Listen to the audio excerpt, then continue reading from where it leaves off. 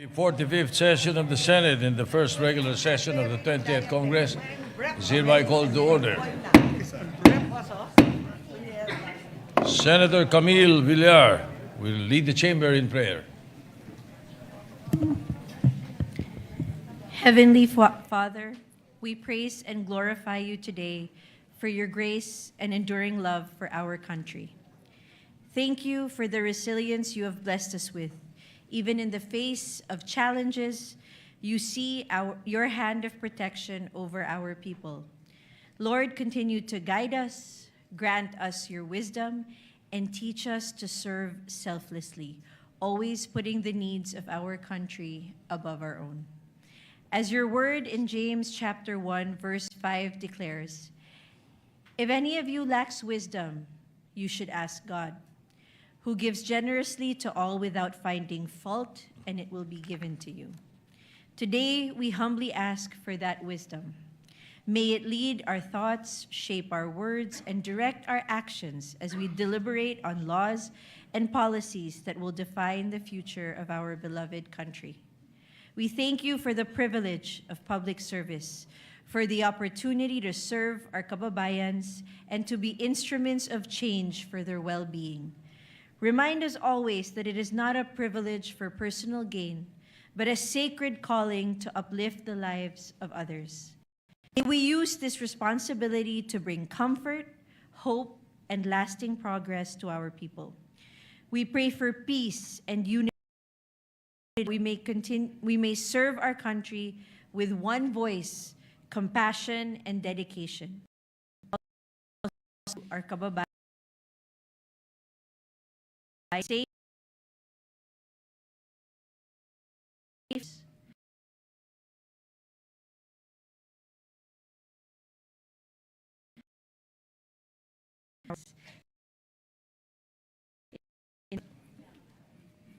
The Secretary will please call the roll.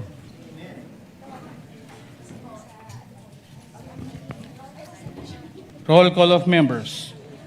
The Honorable Senator Aquino, Senator Cayetano Alan, Senator Cayetano Pia, Senator De La Rosa, Senator Ejercito, Senator Escudero, Senator Estrada, Senator Gatchalian, Senator Go, Senator Hontiveros, Senator Lacson, Senator Lapid, Senator Ligarda, Senator Marcoleta, Senator Marcos, Senator Padilla, Senator Pangilinan, Senator Tulfo Erwin, Senator Tulfo Rafi, Senator Villanueva, Senator Villar Camille, Senator Villar Mark, Senator Subiri.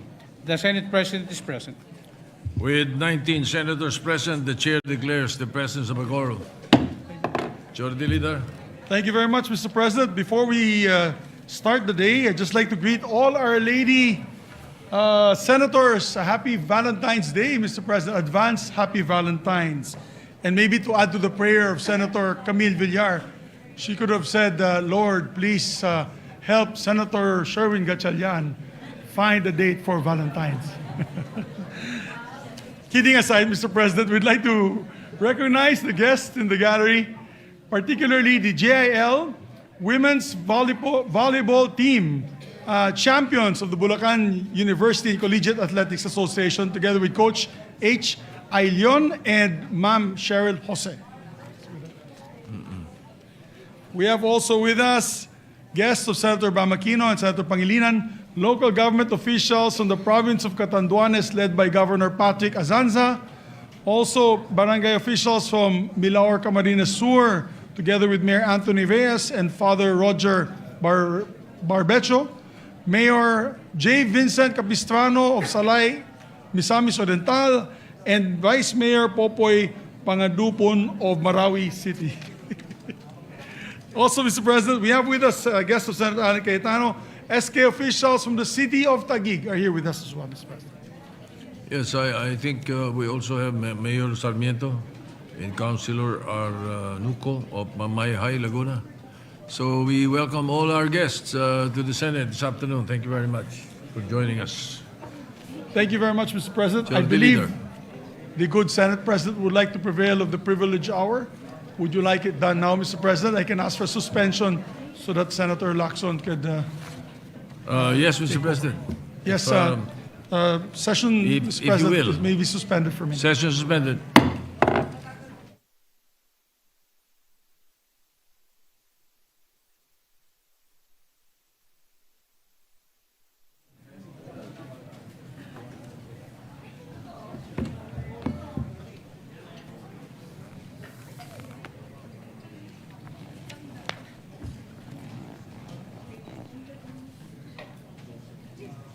Ready to resume, Mr. President?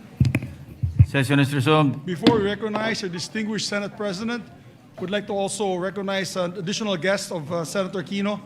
Vice Mayor Julio Samson of North Sagaray, Bulacan is also with us, Mr. President. Mr. President, may we recognize our distinguished Senate President Vicente Soto III, to avail of the privilege hour, Mr. President. The Senate President, Senator Vicente Soto III, is recognized. Thank you, Mr. President. Thank you, my esteemed colleagues. Thank you for allowing me, before the reference of business, to be recognized for this. The first time I delivered a privilege speech in the Senate was August of 1992. And the topic, more or less, is connected to my topic today, which is my first privilege speech in the 20th Congress. I rise today, Mr. President, to once again convey and place on record my history on the fight against drug abuse and illegal drugs. I will discuss it in three parts, Mr. President.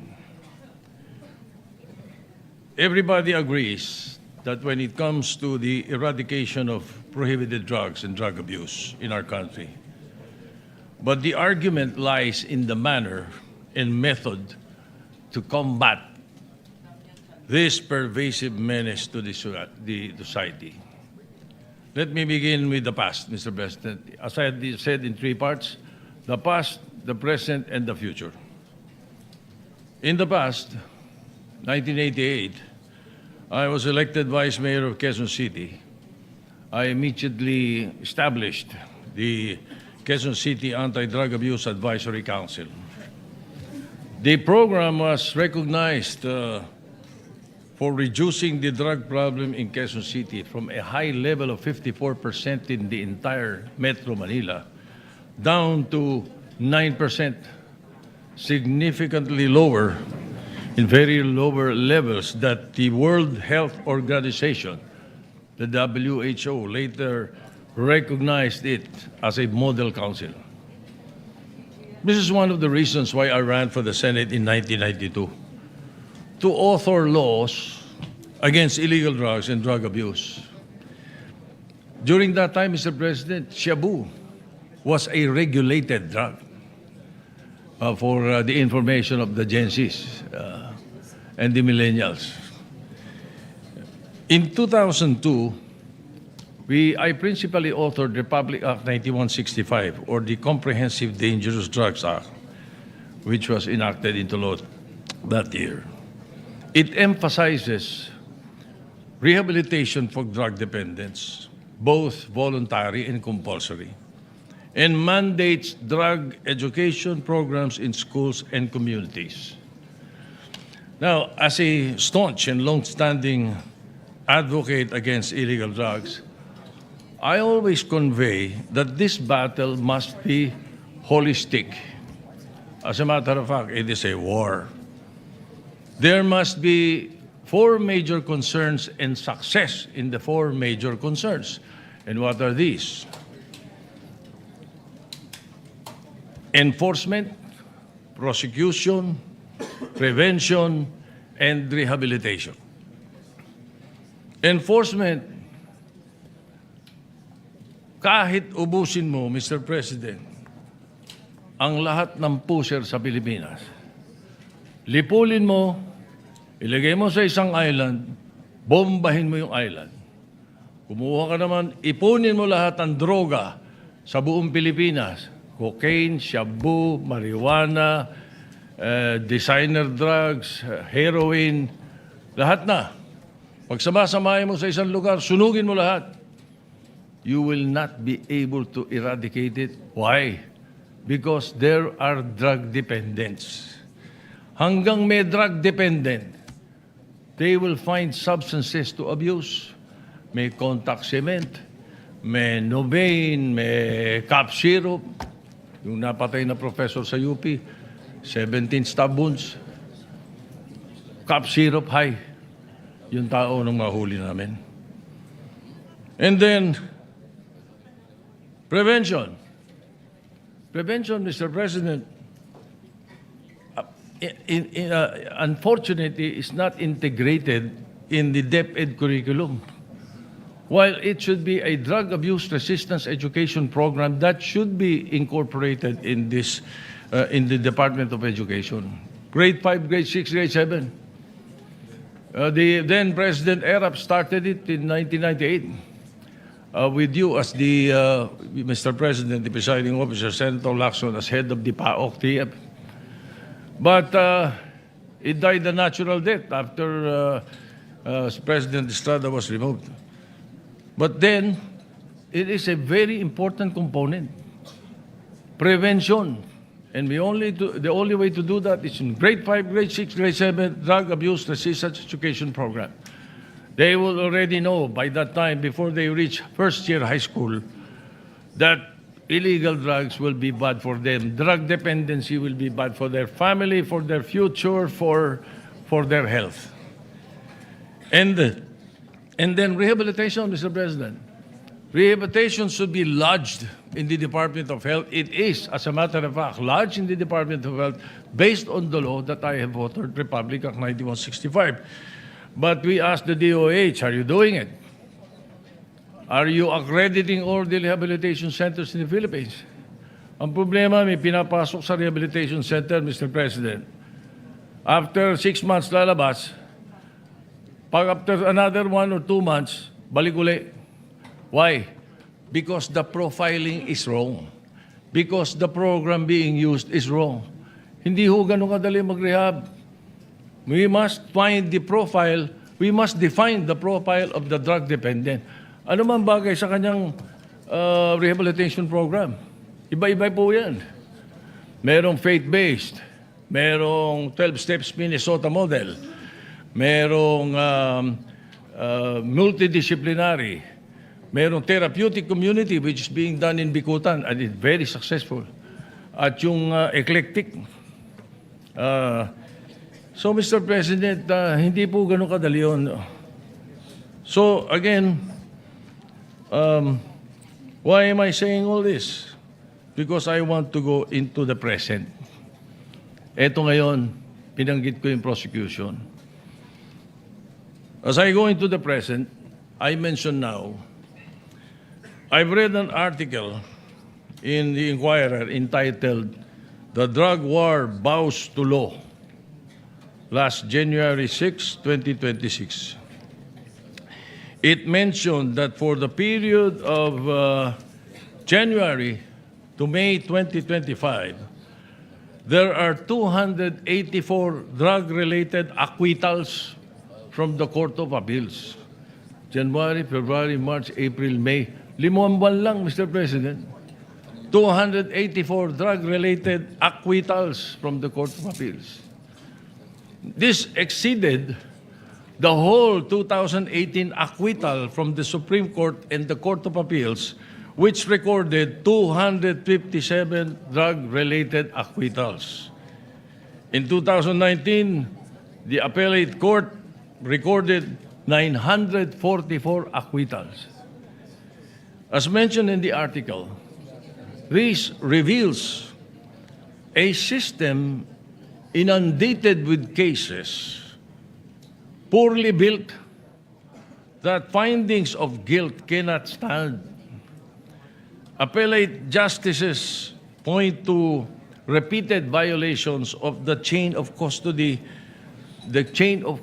rule under Republic Act 9165. We somehow amended already Section 21 a few years ago because also in the law we incorporated there that it should be reviewed every 10 years. Now, Mr. President, as indicated in the budget notes of the Supreme Court for fiscal year 2026, the court posted a below-target disposition rate of 27%.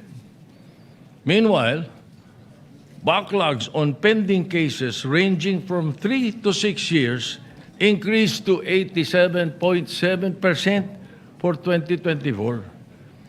In the 2024 Judiciary Annual Report, there are 2,930 pending criminal cases in drugs courts in the e-court system.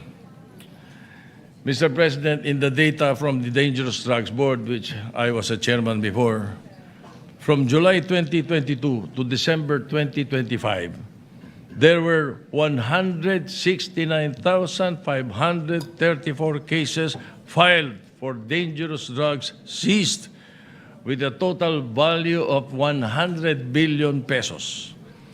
4,296 of these cases were dismissed. Upon interview with several court personnel in Manila, Mr. President, they've noticed that the information in cases filed seems to have templates. Parang pare-pareho. And there were instances that there is duplication in evidence used in different cases. So these weak cases may be results of poor coordination between the police and the prosecution. Nakakalungkot, Mr. President, but let me go back again to the past pagdating dito sa issue na to. When I established the Quezon City Anti-Drug Abuse Council, we had these 4 primary concerns which I studied and learned from abroad. The chief city prosecutor then, Pepe Erestain, assigned to me 12 assistant city prosecutors only to prosecute drug cases in Quezon City. And together with that, the head of NARCOM then, one of your batchmates, Mr. President, assigned to me a NARCOM contingent to handle enforcement. Ang problema, Mr. President, after a few months, sunod-sunod ang dismissal. Kaya ako binabalikan yung kwento ngayon eh. Sunod-sunod ang dismissal. Kinausap ko ngayon yung NARCOM at ang chief of police namin noon, si Colonel Rodolfo Garcia. Sabi ko, ano ba nangyayari? Bakit ba? And then I also talked to the prosecutors, the 12 prosecutors, city prosecutors headed by Fiscal Tomas. Sabi sa akin, Mr. Vice Mayor, hindi marunong mag-file ng kaso yung mga pulis mo. Kaya hirap na hirap kami. Nadi-dismiss. Yun ang sagot. Nung tanungin ko yung mga pulis at yung NARCOM agents, sabi ko, hindi rin kayo marunong mag-file ng kaso. Ang sagot po sa akin, hindi ho, nalalagyan yung mga prosecutor mo. Ba, hindi ko alam kung sino paniniwala sa kanila, Mr. President. But again, I recall all this after I've seen all these dismissals in the different courts. Well, here's the beef, Mr. President. In another inquiry in Parañaque, they say that almost 75 to 85% of drug cases are dismissed because of the non-observance of the dual witness required by law. Eto na, according to enforcers, it's a challenge to have buy-bust or entrapment operations due to lack of availability of prosecutors during the buy-bust, media, or elected officials at the time or of immediately following. Yan ang sinasabi, as required by law. Indeed, yes, we placed that in the law then. It was an amendment proposed by Senator Nene Pimentel, I distinctly recall. In the case of People versus Nisperos, even 30 minutes after the enforcement is no longer considered as immediately following. thus will violate the procedure required by law. So I checked with the other drug laws in our neighboring countries, Mr. President, for 2024 to 2025. Singapore remains a global leader in strict enforcement and with 95% conviction, 95% conviction rate for drug offenders. Among our neighbors, Singapore, Hong Kong, Japan, Thailand, South Korea, Malaysia, India, and Taiwan, we are the only country with a statutory chain of custody rule. Other countries observe it, but as part of proof only and not by law. They have high evidentiary expectations, but there is flexibility on how the chain is proven. Yes, being the authors, baka sabihin nyo, you're to blame. Ba't nilagay nyo yan? Hindi po. Times are to blame. Nakaka-imbento nakakapalusot And that is the reason that Congress should be dynamic. That is the reason that we have to come up with new laws or upgrade or amend our laws, Mr. President. So indeed, it is high time that we, I now go to part 3, the future, Mr. President. It is high time we amend again Section 21 of Republic Act 9165. Instead of mandating that witnesses must be elected officials, representative of DOJ or media in every organization, we can mandate that the two-witness rule be ordinary citizens living in the area or body-worn cameras in lieu of witnesses. There is also a need, Mr. President, to streamline the marking requirements, especially during in flagrante delicto arrests. So, Mr. President, it's about time also for the passage of the creation of the Presidential Drug Enforcement Authority. I believe it is essential at this point in our history in time. This agency will oversee and aid in the proper filing of drug cases, and if possible, to assign lawyers in every precinct to assist in the strict enforcement of the law. Hindi po military unit dapat ang PIDEA. It should be overseeing and monitoring all the drug enforcement units, anti-drug enforcement units. So this PIDEA, which I am proposing, aims to unify enforcement, prosecution, prevention, and rehabilitation under one roof to ensure a holistic and effective approach. Mr. President, the scale of justice must be balanced. The effectivity of enforcement and prosecution must be equally accorded with due process to protect the citizens from abuse of authority. It is high time for a holistic reform in the whole of government approach to eradicate illegal drugs and drug abuse. So, Mr. President, that concludes my history in my fight against drug abuse and illegal drugs. Thank you, Mr. President. Thank you, Senate President Soto. Majority Leader. Mr. President, I believe that our distinguished Senator Macoleta would like to interpolate the good Senate President, if he may wish so. Yeah, Senator Marcoleta is recognized to Maraming interpolate. salamat po, Mr. President. Mr. Sponsor, kung sana po ay makakapagtanong po ng ilang bagay sa inyo pong privilege speech na binitawan sa hapong ito. Certainly, Mr. President, with pleasure.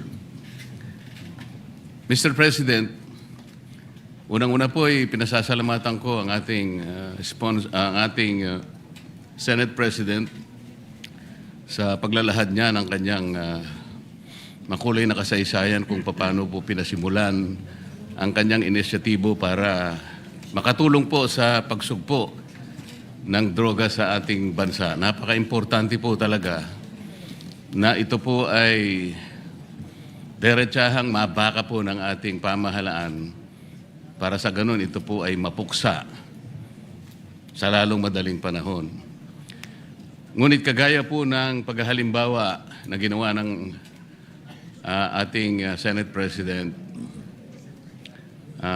para pong maski po siya'y nalulungkot sapagkat nung siya po ay nagsimula niyan, siya po ay Vice Mayor po ng Quezon City. Pwede po bang maitanong, Mr. President, kung anong taon po yun? 1988, Your Honor, Ngayon January 18, 1988 were the elections. I was sworn in as Vice Mayor, if I recall it right, February 2 of 1988. Ngayon po, Mr. President, tayo po ay 2026 na at kayo po ay Senate President na po. Mga ilang taon po yung pagitan mula nung kayo'y maging Vice Mayor at ngayon po ay isa ng Pangulo ng ating Senado. 37 years, if my mathematics is still working, Mr. President. So, Ginoong Pangulo, sa halos 40 taong pakikipagbaka natin sa droga, na ngayon ay nalaman nating isa pa lang ating gagalang-galang na Senate President ang nagpasimula nito. Ngunit sa kanya pong paglalahad ay may halo pong kalungkutan dahil sa kanya pong paglalarawan kanina, kahit na po hulihin natin lahat ang mga puser at ang mga gumagamit nito, at kahit sakasakali na meron po tayong magagawang kaparaanan na sila ay ilagay lahat sa isang isla. At meron po tayong karapatan at kakayahan na pasabugin ang isla na yon. Siguro po iniisip po ng ating Pangulo, Mr. President, na sa kanya pong frustration talagang, kuminsan nga po, mahalos maiisip nyo na po yun eh. Dahil siguro sa kagustuhan niyang mapuksa ka agad, bobombahin na lang niya. Pagalimbawa po natin, Mr. President, nakahanap siya ng isang napakabagsik na bomba. Talaga pong walang natirang isamang kaluluwa. Namatay po lahat, Mr. President. Pero sabi niya, hindi pa rin po sapat yun eh. Hanggat meron tayong lilitaw ng mga kababayan, sabi po niya, na dependent sa droga, mananatili pong magkakaroon tayo ng problema. Tama po ba yung aking pagkakarinig, Mr. President? Tama po yun. Bagamat pagdating po dun sa issue ng human rights, yung akin po ay theoretical lang, na kapag kahit ubusin mo lahat ng puser sa Pilipinas, in a way, kung ika ngay may mong pasabugin sa isang lugar at mawala sila lahat, theoretical lang naman yun. Alam ko po yun. Ika nga ganun pa rin, magkakaroon pa rin ng hahanap pa rin po sila kung meron kang drug dependent. Kaya nga ho, ang totoo po niyan, kapag naksawata natin ang drug dependency, ang bigat nga, mas mabigat sa akin yung prevention and rehabilitation kaysa sa enforcement and prosecution kung tutuusin. Sapagkat kapag napigil mo lahat ang drug dependent sa Pilipinas, yung mga bagong 13 years old hindi na magdodroga at yung mga dating drug dependent na inahirehab mo, wala nang bibili. Mr. President, I have said this before, the day we stop buying is the day they stop selling. Wala na magbebenta, Mr. President, dahil walang bibili. Like, for example, in this case, dito sa ating ngayon, maglagay ka na isang tambak na cocaine dyan. Kung walang drug dependent dito, walang hihipo nun. Basura yun, Mr. President. That is what I mean. Thank you. Salamat po sa inyong pagpapaliwanag. Yun din po ang pagkakaintindi ko, Mr. President. Kahit na theoretically magagawa po natin yun, ay talaga po palang mahihirapan din tayo. Ito po paglararawan na lang na nakaya nating gawin. Kunwari, totoong lahat na nagawa po natin yun. Mananatili pong maharap po tayo sa problema dahil may babangon po pang mga iba pang mga drug dependents na ang pinagmumulan po nito ay marami pong mga problema sa buhay. Iba't iba pong kalagayan sa buhay. Halimbawa po, Mr. President, sa napakahirap pong kalagayan ng napakarami nating mamamayan ngayon, yung kanilang pong pagkain lang, Mr. President. Ngayon po, halos na doble na po ang presyo ng mga bilihin ngayon. Isama po nyo yung gamot, yung lahat po ng pangangailangan para mabuhay ka lang ng disente. Kaya kung minsan po nagagawa na ng mga tao para malimutan lang ang problema na kanilang kinakaharap sa araw-araw. Lalo pa nga, isama mo po ang kanilang mga anak. Kaya po sila nakakahanap ng paraan para malimutan siguro yung problema.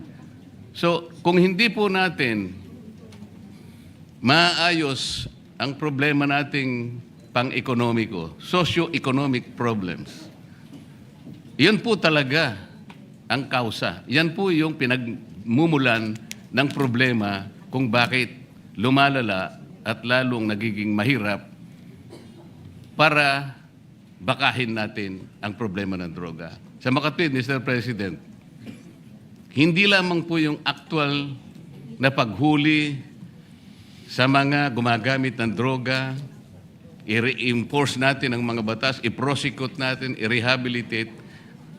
Kinakailangan po nating puntahan yung pinagmumulan muna ng problema kung bakit nagkakaroon ng mga taong sa pilitang gumagamit ng droga. Sa makatwid, lalong mas malaki po yung problema ang kinakaharap natin. Hanggat hindi po natin na isasaayos ang napakaraming problemang bumabalot sa ating bansa, mananatili po na magkakaroon at lalo pa pong magkakaroon at dadami pa ang mga taong maghahanap ng pansamantalang pagtatakip ng kanilang problema. Yan nga ay sa pamamagitan ng paggamit ng droga. Tama po ba ang aking assumption, Mr. President? Yes, Mr. President, maraming salamat po. Maganda yung napunto ninyo sapagkat you are absolutely right. But hayaan niyo pong dagdagan ko. Ano? At hindi lang yung ikang escape ang pinag-uusapan dito. As a matter of fact, thank you for reminding me because if I am asked, may mga drug dependent hanggang ngayon, drug dependent pa rin kahit ubos na droga. Ano ba problema? Ayan ang tatanong. Ano ba ang pinagsisimulan niyan?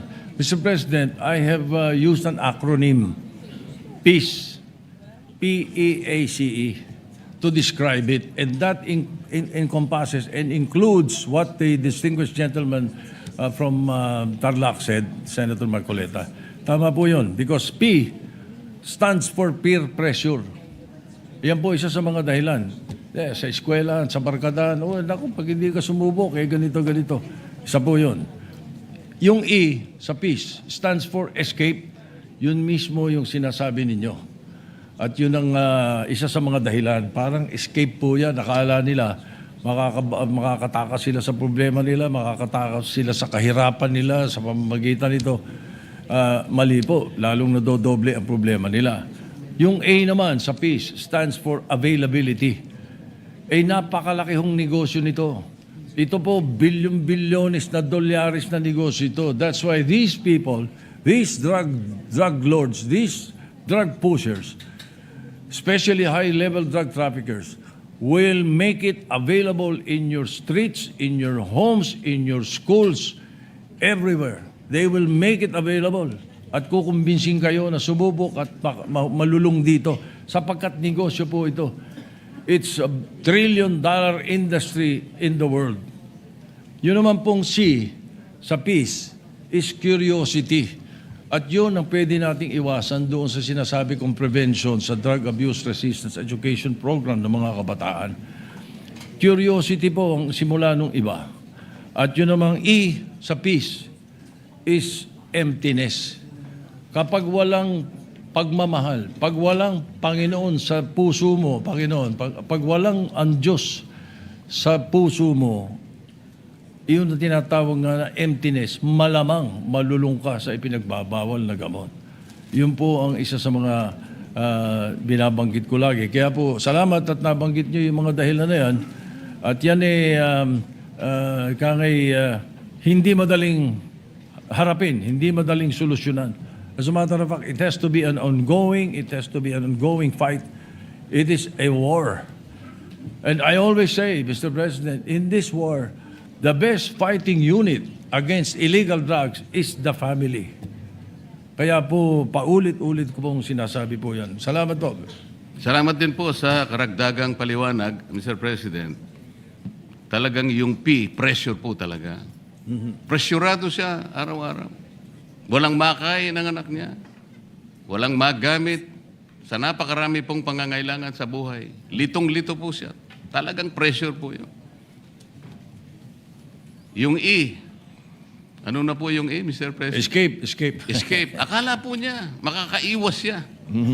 Akala po niya, magagawa niya ng paraan, maiwasan niya na lang sapagkat hindi po niya mapunan ang pangangailangan talaga sa araw-araw. So napipilitan siya talagang humanap ng escape. Yung A, availability. Available po sa kanya yung option na yun dahil yun na lang po kasi ang tanging magagawa niya. Dahil kahit ano pong gawin niya. Sa napakahirap pong kalagayan ng marami nating kababayan, makikita naman po natin ang pinanggagalingan talaga nitong mga droga ay talaga pong yung mahihirap na segment ng ating population. Yung C, Mr. President, ano na po yun? Curiosity. Akala po niya, curiosity. Baka iniisip niya, tingnan ko nga, baka dito maka-escape nga ako. Ito na lang siguro ang mabuti kong gawin.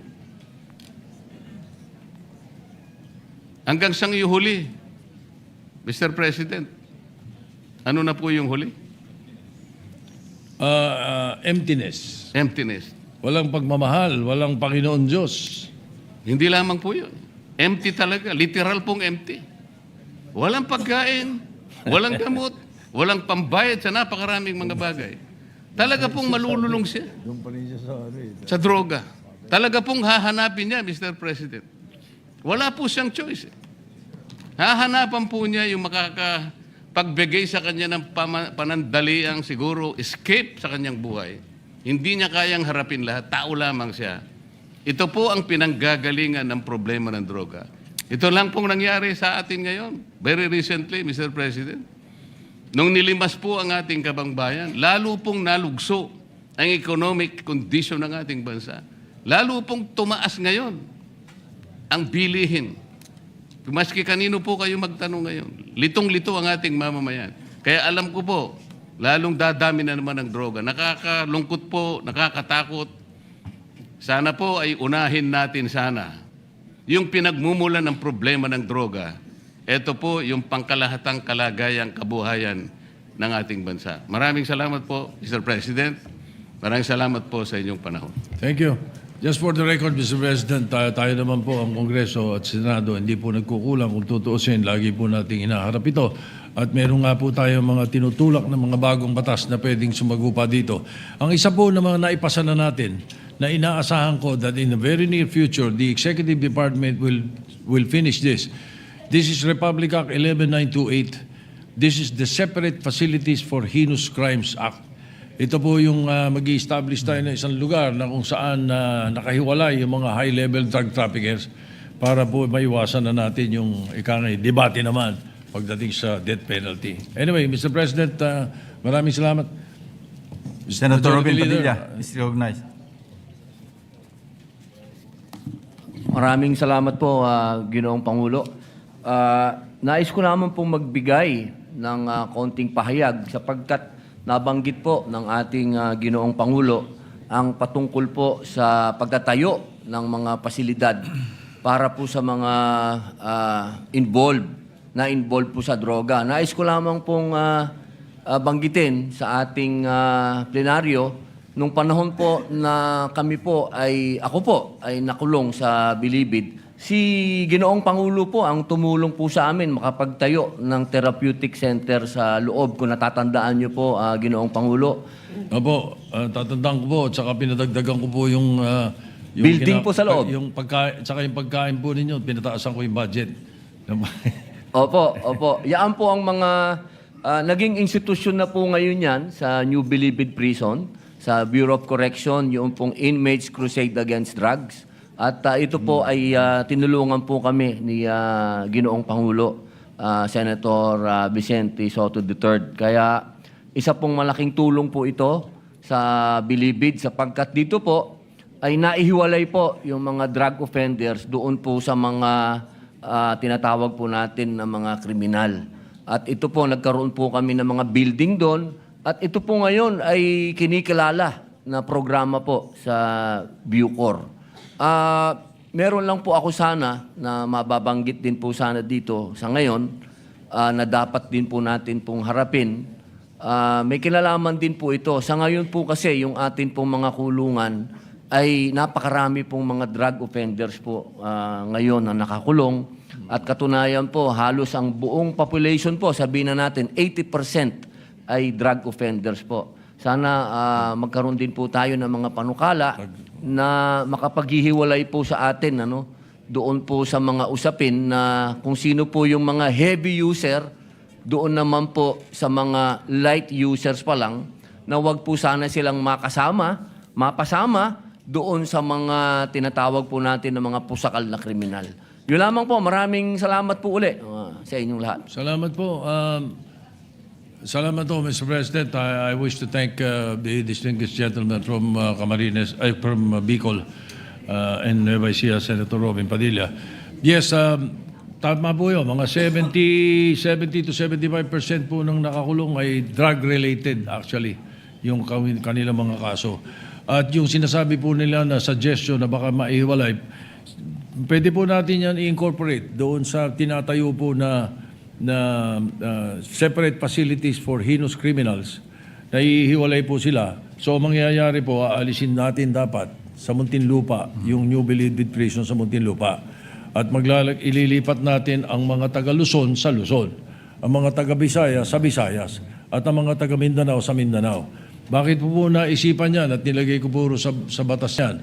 Sapagkat ang nabalitaan ko, at ito po ay mapapatunayan ng ating kaibigan at ating kasamang senador, Mr. President, na kapag ang isang PDL or person deprived of liberty ay hindi na dinadalaw ng pamilya, yan po ay based on my research at saka pag-aaral po yan. Marami pong inabot ang sa akin ng Department of Justice during that time. Sa matter of fact, binigay ko po kay Senator Frank Rilon yan nung araw when he was Secretary of Justice, na kapag hindi na dinadalaw ng pamilya, doon nag-uumpisang magloko yung PDL. Doon na nakakasama ng mga gang, na barkada, na siguro po ay mapapatunayan ito ni Senator Padilla. Totoo po yan. Opo, ako po'y sumasang-ayon sa atin pong Ginoong Pangulo. Sa katunayan po, nung 19th Congress, ako doon po ay nagsulong ng regionalization. Totoo po yun. Kapag ang tawag po namin dyan, mga tawid dagat. Kapag ang tawid dagat po ay hindi na nadalaw, eto na po, nagkakaroon na po ng mental health issues na po talaga. At nauuwi na po ito minsan sa pagiging buryong. Yun po ang tawag namin doon. Pag naburyong yan, ay pwede na po yan talaga minsan mag-amok o manaksak. Opo. Yan po yung mga talaga mga tunay na problema. At napakaganda pong marinig na ito po ay pag-uusapan po uli. At inshallah ay magkaroon po ng batas na maging regional na po talaga ang Bilibid. Sa ngayon po, ito'y nandoon na. It's a matter of the Executive Department executing it now. Kasi nga, tama yung binanggit nila. At no, sumasang-ayon siya sa sinabi namin, sumasang-ayon din po ako sa kwento niya. Sapagkat kapag ikaw ay, ang isang PDL ay taga Sultan Kudarat, paano kang bidalawin sa Muntinlupa? Baka once a year hindi ka madalaw nun. Lalo na kung ito'y kapos. Kapos. At karamihan sa ating mga kababayan doon ay kapos. So pag hindi na dinadalaw, yun ang nag-umpisa. So dali natin sila sa Mindanao, yung mga taga Mindanao. Taga Visayas sa Visayas. At yung mga taga Luzon sa Luzon.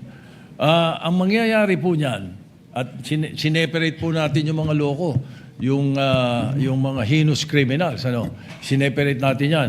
Yung Muntinlupa po, 324 hectares, tama ba? 324 hectares po yun.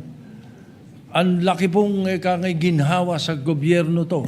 Kung ito'y gagawin na lang natin, imbis na NBP, gagawin natin itong yung university belt. University belt. Marami pong magtatayo ng mga eskwela at university ron. At magiging growth corridor po yan papunta sa south ng Luzon at ng Metro Manila.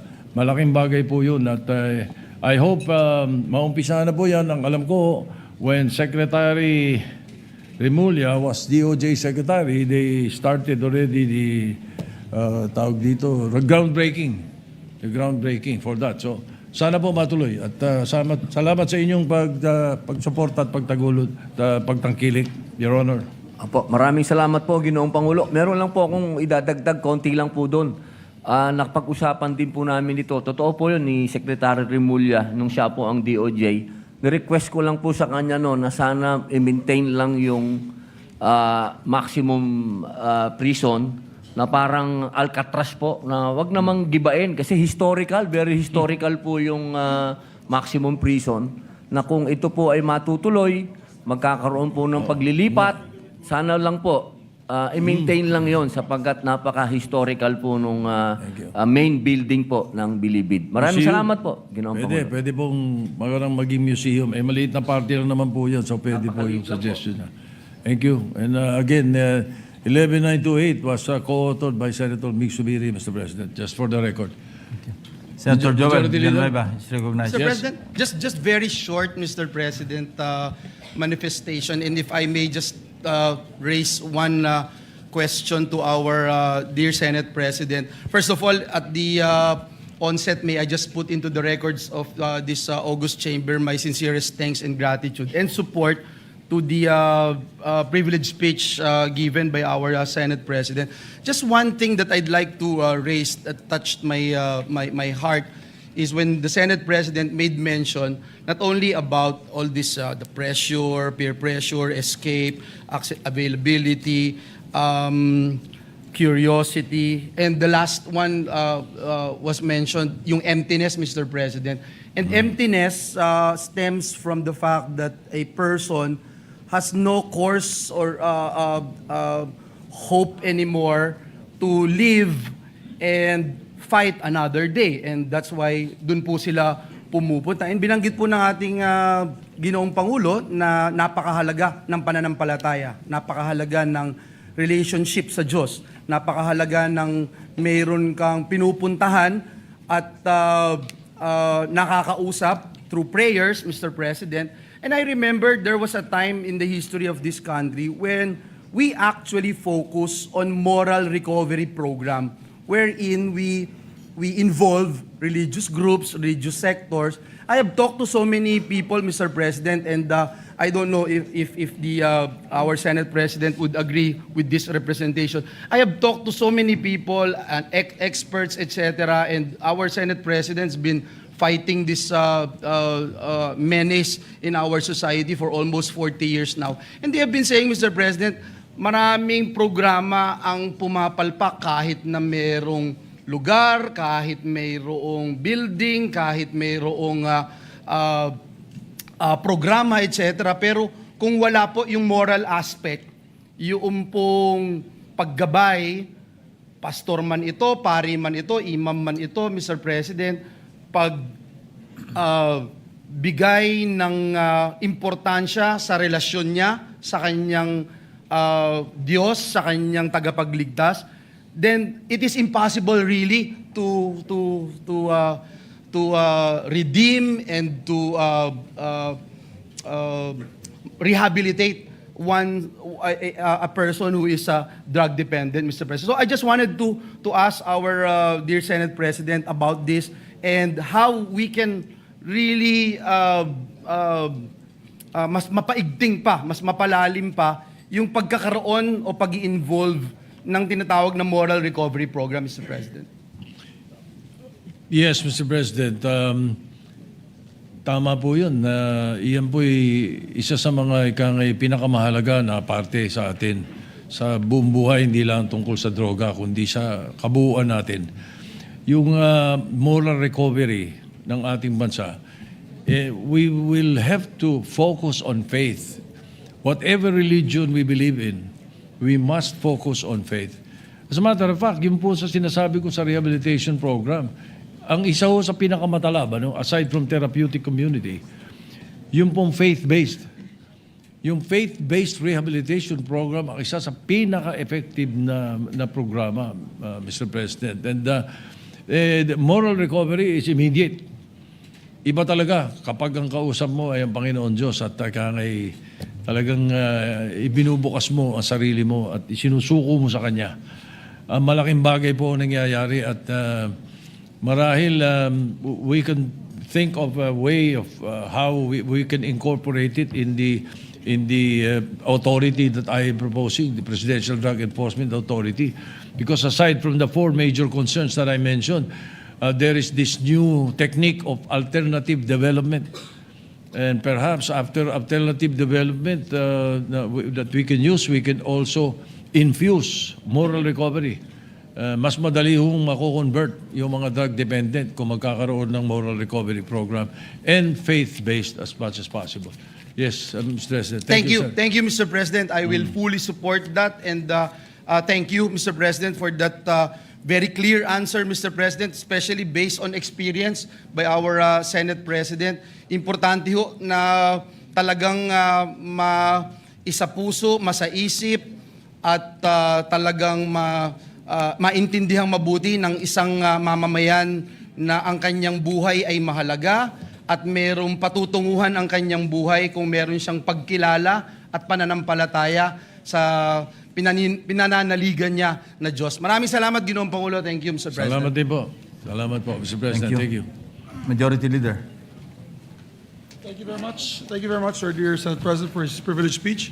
Mr. President, I move that we refer to the Committee on Public Order and Dangerous Drugs the privileged speech of the distinguished Senate President together with all the manifestations and interpellations done after. Mr. President, Senate President, may yes, we sir. please ask the Majority Leader to include also the Committee on Justice? Oh, yes, Mr. President, a secondary committee, Committee on Justice. So referred. Is there an objection? Hearing none, so referred. Thank you very much, Mr. President. Mr. President, I move that we take up proposed Senate Resolution number 297. I so move, Mr. President. Is there an objection? Hearing none. Asa na yun? 297, Mr. President. Resolution 297. Senate Resolution 1794. Or maybe before that, Mr. President, I move to withdraw that motion and proceed with the reference of business, Mr. President, so that we can put that clearly on the record. Mr. President, I move for the reference of business yeah. and withdraw the previous motion. Reference muna. Doon ako nakatingin eh.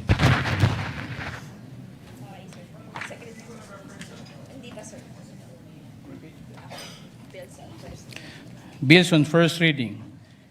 Senate Bill number 1794, anak establishing a 25-bed capacity hospital in Barangay Kasigang Municipality of Santo Tomas, Province of Davao del Norte, to be known as the Santo Tomas Municipal Hospital and operating Funds 4 by Senator Marcos. Referred to the Committee on Rules. 1795, anak establishing a post-traumatic stress disorder awareness and education program by Senator Villar M. Referred to the Committee on Health and Demography. 1796, anak establishing the Philippine National Public Park System and operating Funds 4 by Senator Villar M. Referred to the Committees on Urban Planning, Housing and Resettlement, Tourism, Ways and Means, and Finance.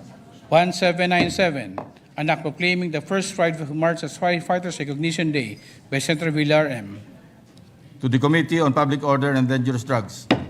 1798, anak integrating a comprehensive study of Philippine history during World War II into the higher education curriculum by Senator Villar M.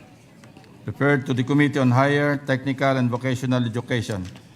1799, anak ensuring gender-responsive and inclusive protocols and programming to address the gender-differentiated needs of women during emergencies, including public health concerns, pandemics, and natural and man-made disasters by Senator Villar M. To the Committees on Women, Children, Family Relations, and Gender Equality, Health and Demography, and Finance. 1800, anak establishing a green public recruitment program for all branches of government by Senator Villar M. To the Committees on Sustainable Development Goals, Innovation, and Futures Thinking, and Finance. 1801, anak mandating the formulation and implementation of programs on sleep disorder awareness by Senator Villar M. to the Committee on Health and Demography, 1802, an act promoting the use of baybayin as a tool for cultural development of the Philippines, providing for its promotion, protection, preservation, and conservation by Senator Villar M. referred to the Committee on Culture and Arts, 1803, an act preserving the genius sports and games of the Philippines by Senator Villar M. referred to the Committees on Culture and the Arts and Sports, 1804, an act institutionalizing the appointment of economic and investment promotion officers in local government units, amending for the purpose of Public Act Number 7160 or the Local Government Code of 1991 by Senator Villar M. to the Committee on Local Government, 1805, an act establishing a national high school in Barangay San Roque, Municipality of San Isidro, Province of Davao Oriental, to be known as San Roque National High School in appropriating funds thereof by Senator Go. to the Committee on Rules, 1806, an act enabling banks to expand service delivery channels through cash agents and providing guidelines therefore by Senator Marcos. to the Committee on Banks, Financial Institutions, and Currencies, 1807, an act further promoting renewable energy, amending therefore Republic Act Number 9513, otherwise known as the Renewable Energy Act of 2008, Republic Act Number 7160, otherwise known as the Local Government Code 1991, and for other purposes by Senator Marcos. to the Committees on Energy, Local Government, and Ways and Means, 1808, an act amending Republic Act Number 11697, otherwise known as the Electric Vehicle Industry Development Act, and for other purposes by Senator Marcos. to the Committees on Energy, Trade, Commerce, and Entrepreneurship, and Ways and Means, 1809, an act providing for the creation, organization, and operation of digital banks, amending for this purpose Republic Act Number 8791, otherwise known as General Banking Law of 2000. to the Committee on By Banks, Senator Marcos. Financial Institutions, and Currencies, Additional reference. Additional reference of business. Bills in first reading.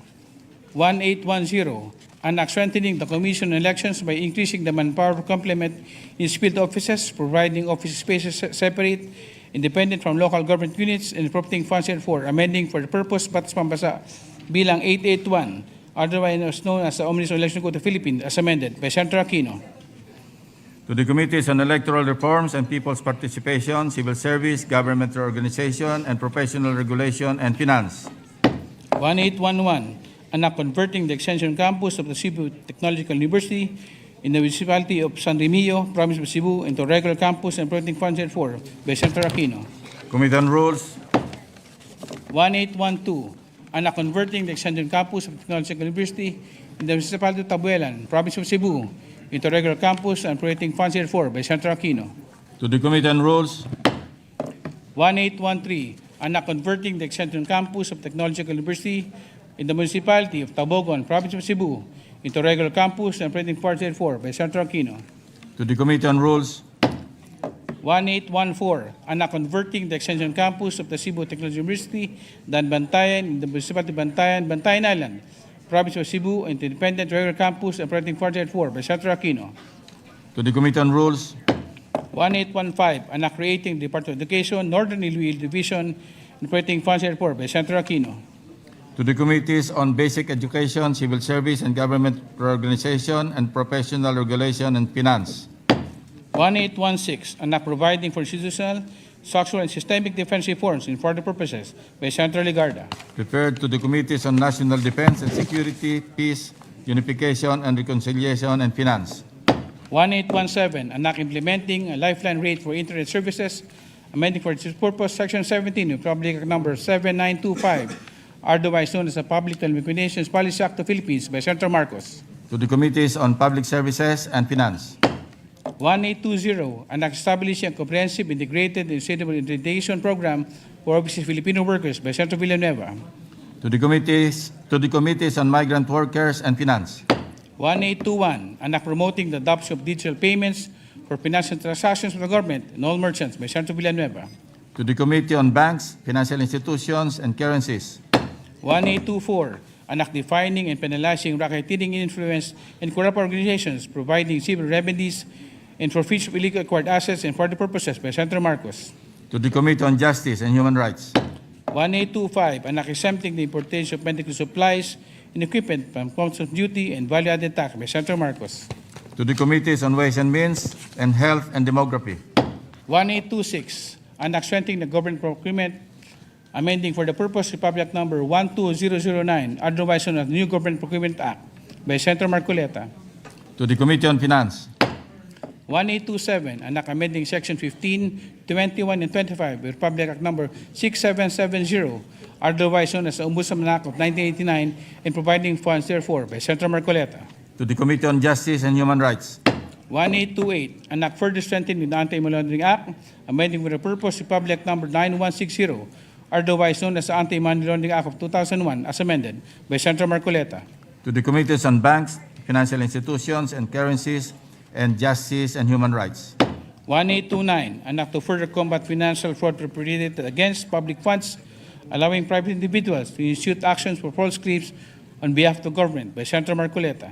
to the Committee on Justice and Human Rights, 1830, an act mandating accessibility, inclusivity in all tourism sites for persons with disability and senior citizens, operating funds therefore and for the purposes, by Senator Tulfo E.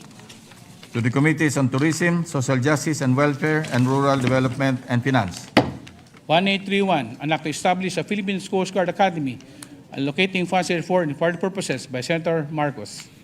to the Committees on Public Services, National Defense and Security, Peace, Unification and Reconciliation, and Finance, 1832, an act promoting entrepreneurship by initializing a financing program for micro and small enterprises through the Pondo sa Pagbabago at Pag-asenso program and providing funds therefore, by Senator Tulfo E. to the Committees on Trade, Commerce and Entrepreneurship, Economic Affairs, and Finance, Resolutions. Resolution number 291. Resolution directing the appropriate Senate committee to inquire in need of legislation on the status of production and publication of the Philippine map reflecting to the West Philippine Sea pursuant to Receipt Order number 29, within in view of ensuring the timely production, publication, deposit, and international notification thereof, by Senator Marcoleta.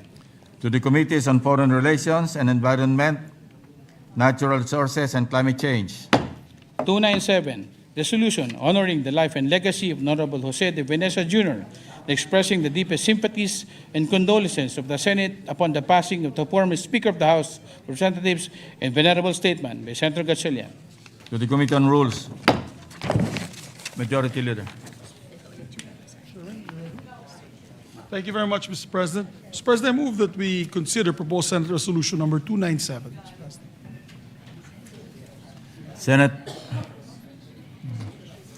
yes, Proposed Senate Resolution 297.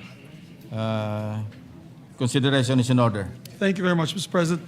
May we ask the Secretary to read the title of the measure? The Secretary is directed to read the title of the measure. Resolution honoring the life and legacy of Honorable Jose de Veneza Jr., expressing deepest sympathies and condolences of the Senate upon the passing of the former Speaker of the House of Representatives and venerable statesman.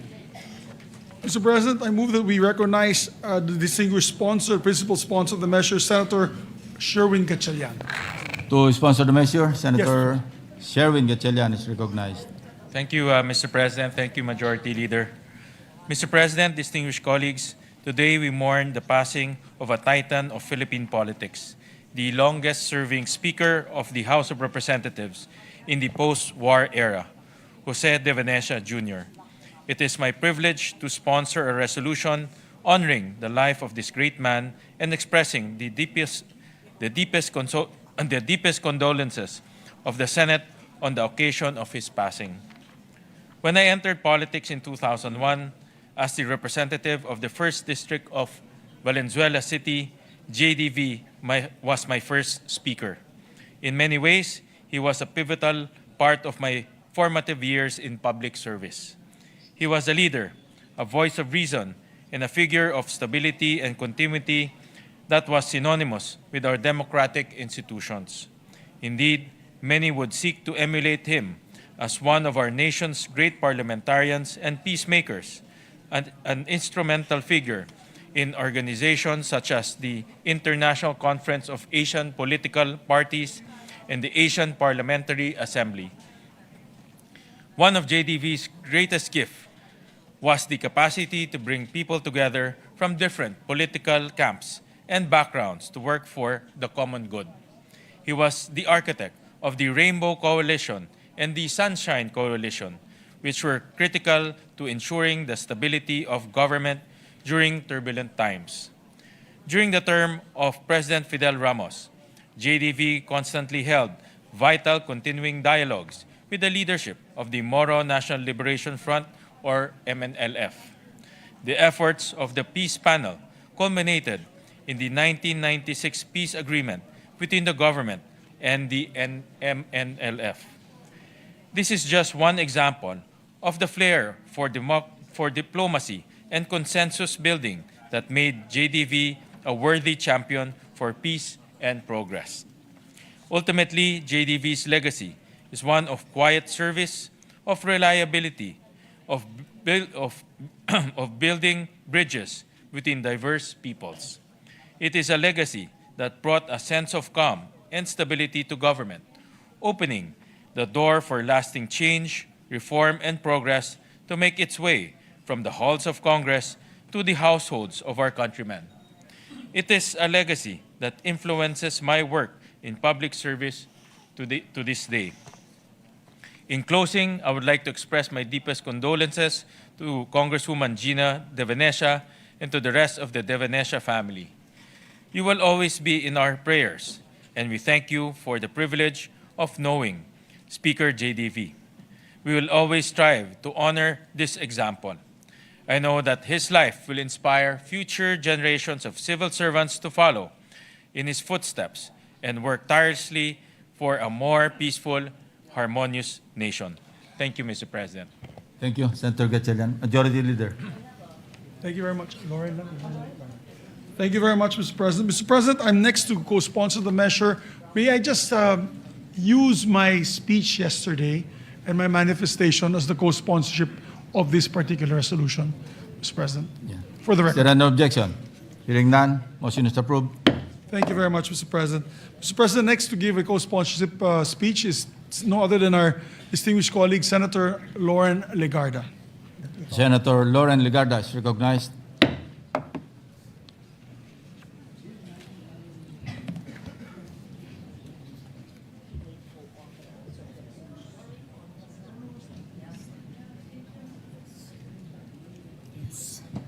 Thank you, Mr. President.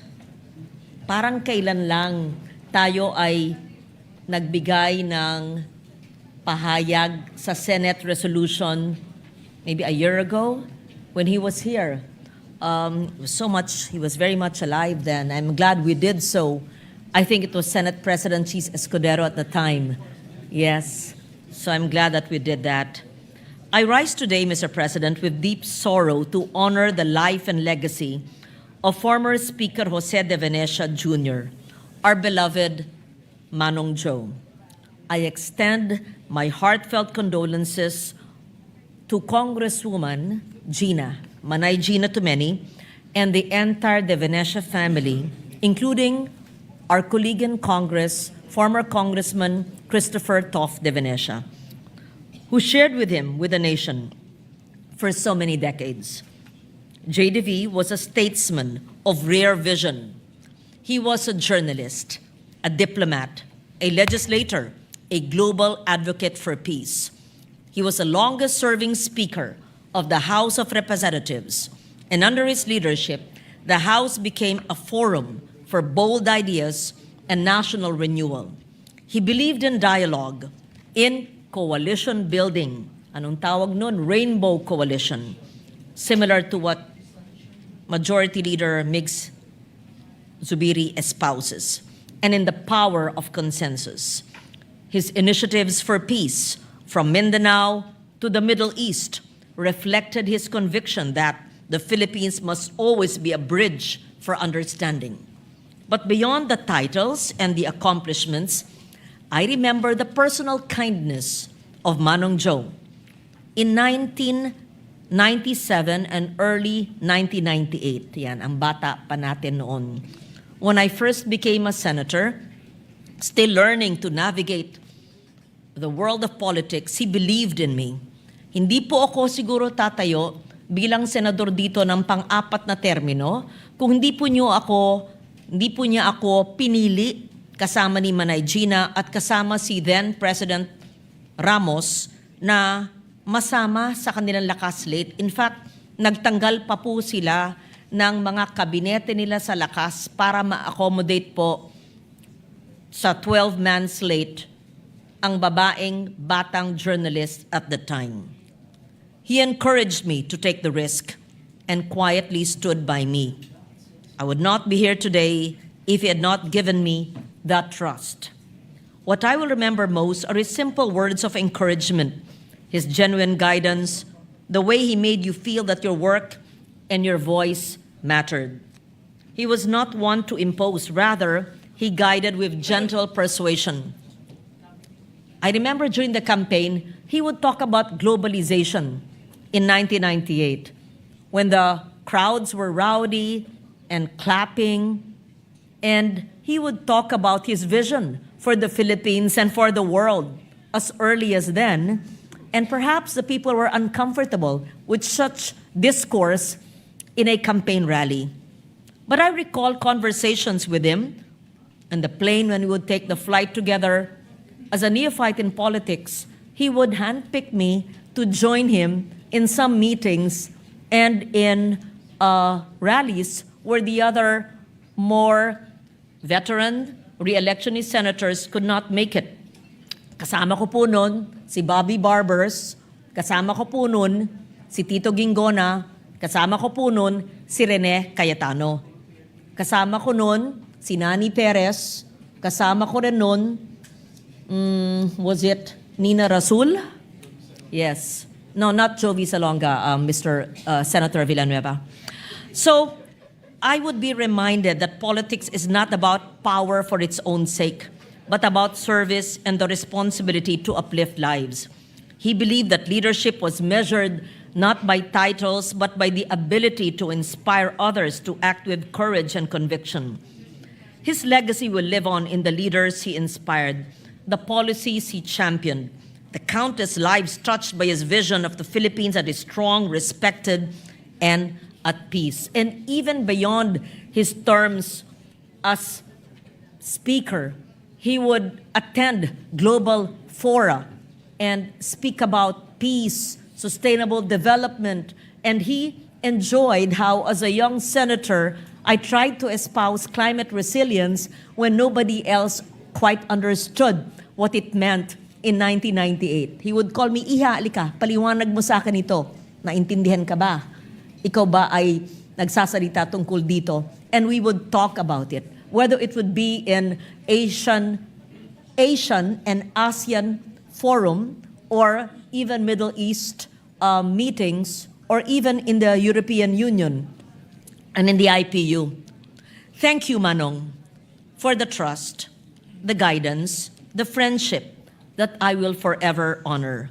Your example will continue to light our path, and your memory will remain a source of strength for all who believe in the power of service and the promise of our nation. And on a more personal note, Gina, who is a dear Manay, like a sister to me, asked me to say goodbye to Manong Joe in his last hours. I videotaped a short message on my phone and sent it to Manay Gina on the morning when he passed away. Sabi ni Gina, pagkatapos daw nakita yung video ko, Joe, nag-goodbye si Loren.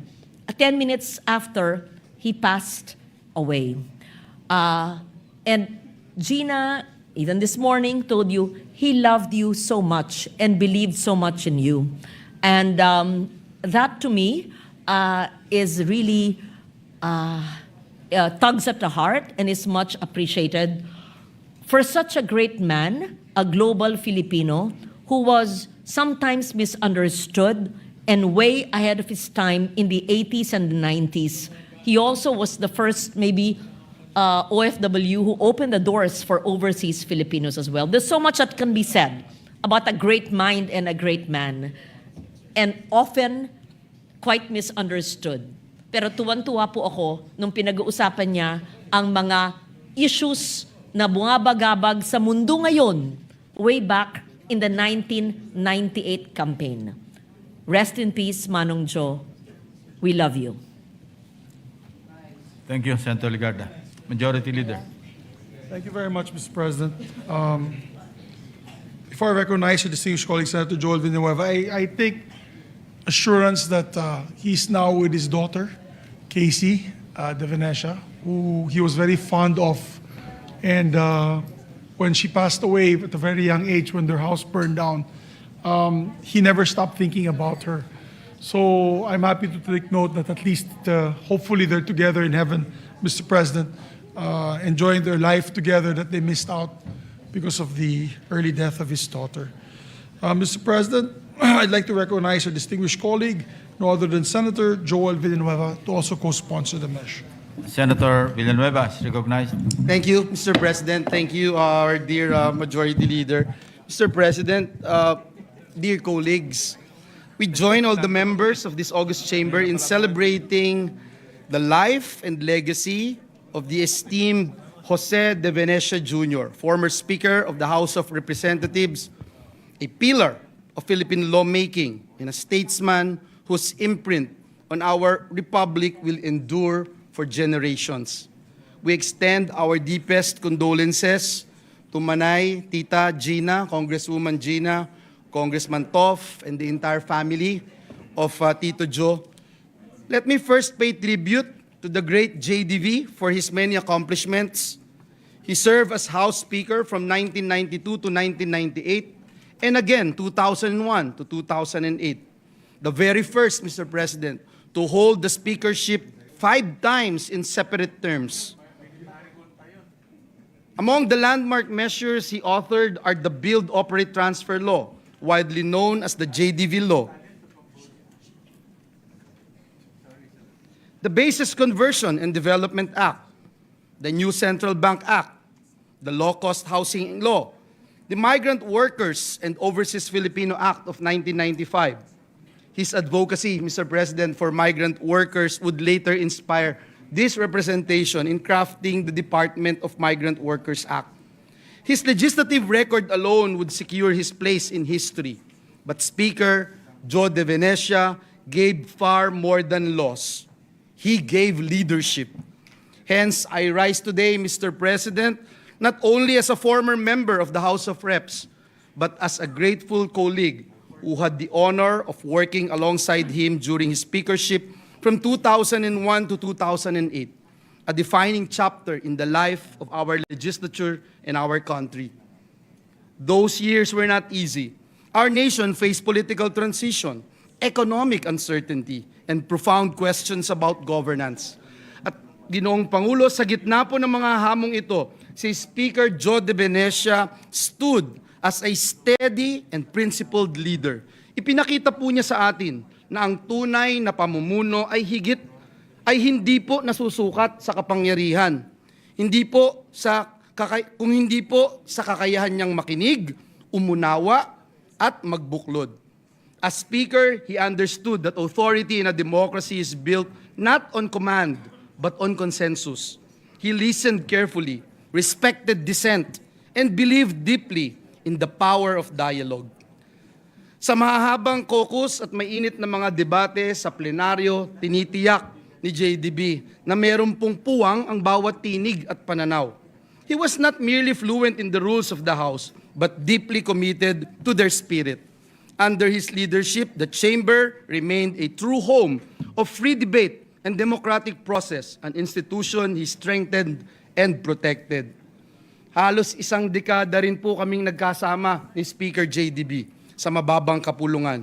At kung matatandaan niyo po, ang grupo ng minorya noon ay nakapag-produce ng 9 na senador dito sa Senado.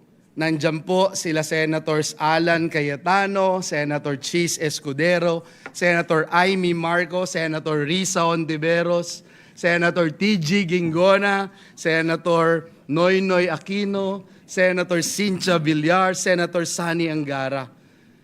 Nasa minorya man po kami noon, Ginoong Pangulo, marami kaming natutunan kay Speaker JDV. Mula po sa malalaking usaping pambansa hanggang sa maliliit na bagay. Hindi lang po kami sa minorya ang nakarating dito sa Senado dahil na rin sa kanyang impluensya.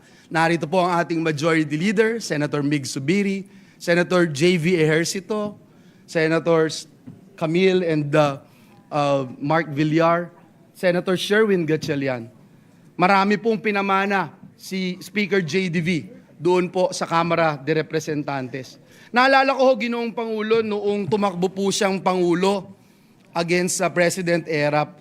Nung natalo po siya bilang Pangulo, nakakagulat kasi yung bahay niya dito po sa Makati, araw-araw punong-puno ng tao. May catering, may tanghalian, may hapunan. Pero nung natapos yung eleksyon, I remember going there with my dad. Tatatlo lang po kami, Ginoong Pangulo. Minsan sumasama po si Manay Gina, nagba-Bible study po kami. At sinabi po noon, at tandang-tanda ko ni dating Speaker Jody V, sabi niya, dahil po doon sa mga Bible studies, at sumasama po siya sa amin noon, nag-anniversary ang JIL sa Hong Kong, sa Taiwan, nakakasama ko siya, nakakatabi ko siya sa eroplano, marami po siyang kinukwento sa atin. At tandang-tanda ko po sinabi po niya, balang araw, at dahil dito sa mga ginagawa natin, na-realize ko na hindi pa tapos ang Diyos sa akin. At balang araw, makakabalik pa rin ako. At nangyari nga po, nakabalik po siya bilang Speaker of the House. Siya rin po, Ginoong Pangulo, ang may idea na dapat magkaroon ng party list representative sa House Committee on Rules. Kaya po, dumating yung pagkakataon noong 2002, ako ay kauna-unahang naging part ng Committee on Rules ng House of Representatives. Idea din po niya na dapat ang party list group ay magkaroon din ng representasyon sa Commission on Appointments. At nangyari din po sa biyaya at habag ng Diyos, tayo po ay naging kauna-unahan ding miyembro ng Commission on Appointments representing the party list group. At simula po nun hanggang ngayon, lagi na pong may party list representative doon po sa Commission on Appointments. Beyond the gavel and the title, Speaker De Venecia, Mr. President, was a mentor. Hinikayat po niya ang mga nakababatang mambabatas noon. Lagi po niyang sinasabi ang importance ng pag-aaral, importante na makapagsalita ka mula sa iyong prinsipyo at laging tandaan na ang panunungkulan ay isang sagradong tiwala ng sambayanan. Marami po sa amin ang hinubog hindi lamang bilang mambabatas, kundi bilang tunay na lingkod bayan dahil sa kanyang halimbawa. Today, Mr. President, with heavy hearts, we join this august chamber united in remembrance and gratitude. We honor a life devoted to service, to country, to institution, and to democratic ideals. Ang kanya pong pamana ay mananatili sa mga batas na kanyang itinaguyod, sa kamara na kanyang pinatatag, at sa mga leader na kanyang hinubog. Thank you, Manong Jo, Tito Jo, Speaker Joe, for your leadership, for your wisdom, and for your lifelong devotion to the Republic. Hindi po kayo malilimutan ng sambayanang Pilipino. Maraming salamat, Ginoong Pangulo. Majority Leader. Very nice manifestation, Mr. President. Mr. President, I move also to recognize a distinguished colleague, Senator Jinggoy Estrada, to give his sponsorship of the measure. Senator Jingo Estrada is recognized. Thank you. Thank you, Mr. President. Mr. President, my dear colleagues, I rise today to co-sponsor proposed Senate Resolution number 297, honoring the life and legacy of former House Speaker Jose De Venecia Jr. and expressing deepest sympathies of this august chamber on the passing of a towering figure in Philippine politics, the husband of Pangasinan 4th District Congresswoman Manay Gina De Venecia. JDV shaped the face of politics and internal security. In the years of his illustrious career, he believed in the power of dialogue, having played a pivotal role in securing a successful peace agreement with the former secessionist Moro National Liberation Front and in negotiating both a ceasefire and a peace accord with the Armed Forces Movement Young Officers Union. As one of the longest-serving speakers of the House of Representatives, he dedicated his life in serving our nation for peace, prosperity, and respect, even to his political rivals. He faced formidable opponents, including my father, former President Joseph Estrada, during the 1998 presidential elections. Yet, what truly reflects statesmanship is that despite political differences, we regard one another as true family friends. And that bond remains to this day. In fact, last year, both Speaker Joe and Manay Gina de Venecia visited my father at our residence in Green Hills, San Juan, and I was observing both of them talk in our dining table. Nakakalungkot dahil sabi ni Speaker de Venecia sa tatay ko, ikaw ba nakalabang ko noong 1998? Sabi ng tatay ko, di ba, tinalo ba kita o ikaw ang nanalo? Medyo nakakalungkot yung pagkikita ng dalawa, pag-uusap ng dalawa dahil both are already in their advanced age. Hindi katulad noong 1998 when they were really very bitter rivals. But after that incident, of course, after the election day, they became best of friends.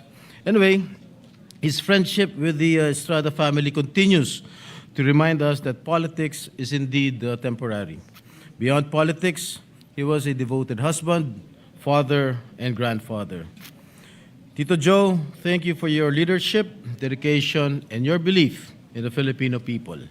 Muli, ang aming taus-pusong pakikiramay sa mga naulila ni Congressman Joe de Venecia. Maraming salamat po, Ginoong Pangulo. Majority Leader. Maraming salamat, Mr. President. Next to also sponsor the measure is no other than Senator Mark Villar, Mr. President. Senator Mark Villar is recognized. Mr. President, my dear colleagues and guests of the Senate, good afternoon to all of you. Today I rise with profound respect and deep gratitude as this chamber adopts Senate Resolution number 297, honoring the life and legacy of former House Speaker Jose de Venecia Jr., a statesman, a leader, and an inspiration for generations of public servants, including myself and many of those who sit in this chamber today. But for me, of course, I call him Tito Joe. As much as one's demise is an inevitable part of life that is filled with sadness, grief, and pain, it is also an opportunity for us to honor, commemorate, and celebrate one's life. Former Speaker Jose de Venecia is a prominent figurehead of Philippine politics, recognized as the longest-serving House Speaker, leading the lower chamber across different political landscapes and for almost 2 decades. He is a resolute leader whose steady hand harmonized varying and opposing voices towards genuine reform, peace, and unity. Mr. President, my father had the honor of working with JDV when they were both in Congress in 1992. My father recalled fond memories with the Speaker and the commitment he had in pushing for policies and initiatives that truly turned the lives of Filipinos for the better. And personally, marami po akong memories kay Tito Joe. Nung ako po ay estudyante at nag-a-apply po ako, gumawa po siya ng napakagandang recommendation para sa akin. At ako po ay malaking bagay po ito para sa akin dahil natanggap din ako sa college na in-applyin ko. At malaking bagay yung recommendation niya. This was I was 17 and I believe at the time Senator Camille was 10 years old. So marami na po kaming pinagsamahan ni Tito Joe at malaki pong utang na loob kay Tito Joe. Malaki pong effect niya sa buhay ko. JDV has left a legacy of legislative accomplishments that define the socio-economic and political landscape we know today. He championed multi-sectoral legislation that uplifted the quality of life of many of our constituents. Former Speaker de Venecia was a leader who fought for genuine peace and unity. He was an instrumental figure in various international cooperation initiatives and interfaith dialogues. Tito Joe was also a peace envoy who braved the lines of conflict and fostered discord, and that led to a final peace agreement in 1995, ensuring that all of us Filipinos lived in a country that is united. To the family of Speaker De Venecia, especially to his wife, Representative Gina De Venecia, Tita Gina, and the bereaved family, we extend our deepest sympathies. The Senate shares your sorrow in remembering a life well lived and a public service well delivered by the late Speaker. I also wish to pay respects to the people of Pangasinan, his beloved constituents, whose lives he championed with grit, determination, and integrity. I also wish that, Mr. President, as we adopt this resolution today, let us move forward in unison, carrying the legacy of people-centered service, just as Tito Joe had. May his memory be held as a paragon of service to each and every Filipino that we serve. Maraming salamat po. At muli, nakikiramay po ako sa naiwang pamilya at mga kaibigan ni Speaker Joe De Venecia, Tito Joe. Thank you very much, Mr. President. Thank you you. very much. Majority Leader. Thank you very much, Mr. President. Next to also sponsor the measure, Senator Erwin Tulfo, Mr. President. Senator Erwin Tulfo is recognized. Mr. President, dear colleagues, yesterday, the nation lost a pillar of Philippine politics, statesman, a parliamentarian, and a builder of institutions, former Speaker Jose Joe De Venecia. A son of Pangasinan, Speaker De Venecia served the House of Representatives and was elected Speaker 5 times. An enduring testament to the trust of his peers, he championed landmark measures that helped shape our modern economy and governance. The Build, Operate, Transfer, or BOT law that laid the groundwork for public-private partnerships, laws on the conversion of military bases, and key reforms that strengthened our financial and institutional framework, such as the creation of the Central Bank of the Philippines. Beyond our shores, he carried the Philippines' voice for peace and dialogue.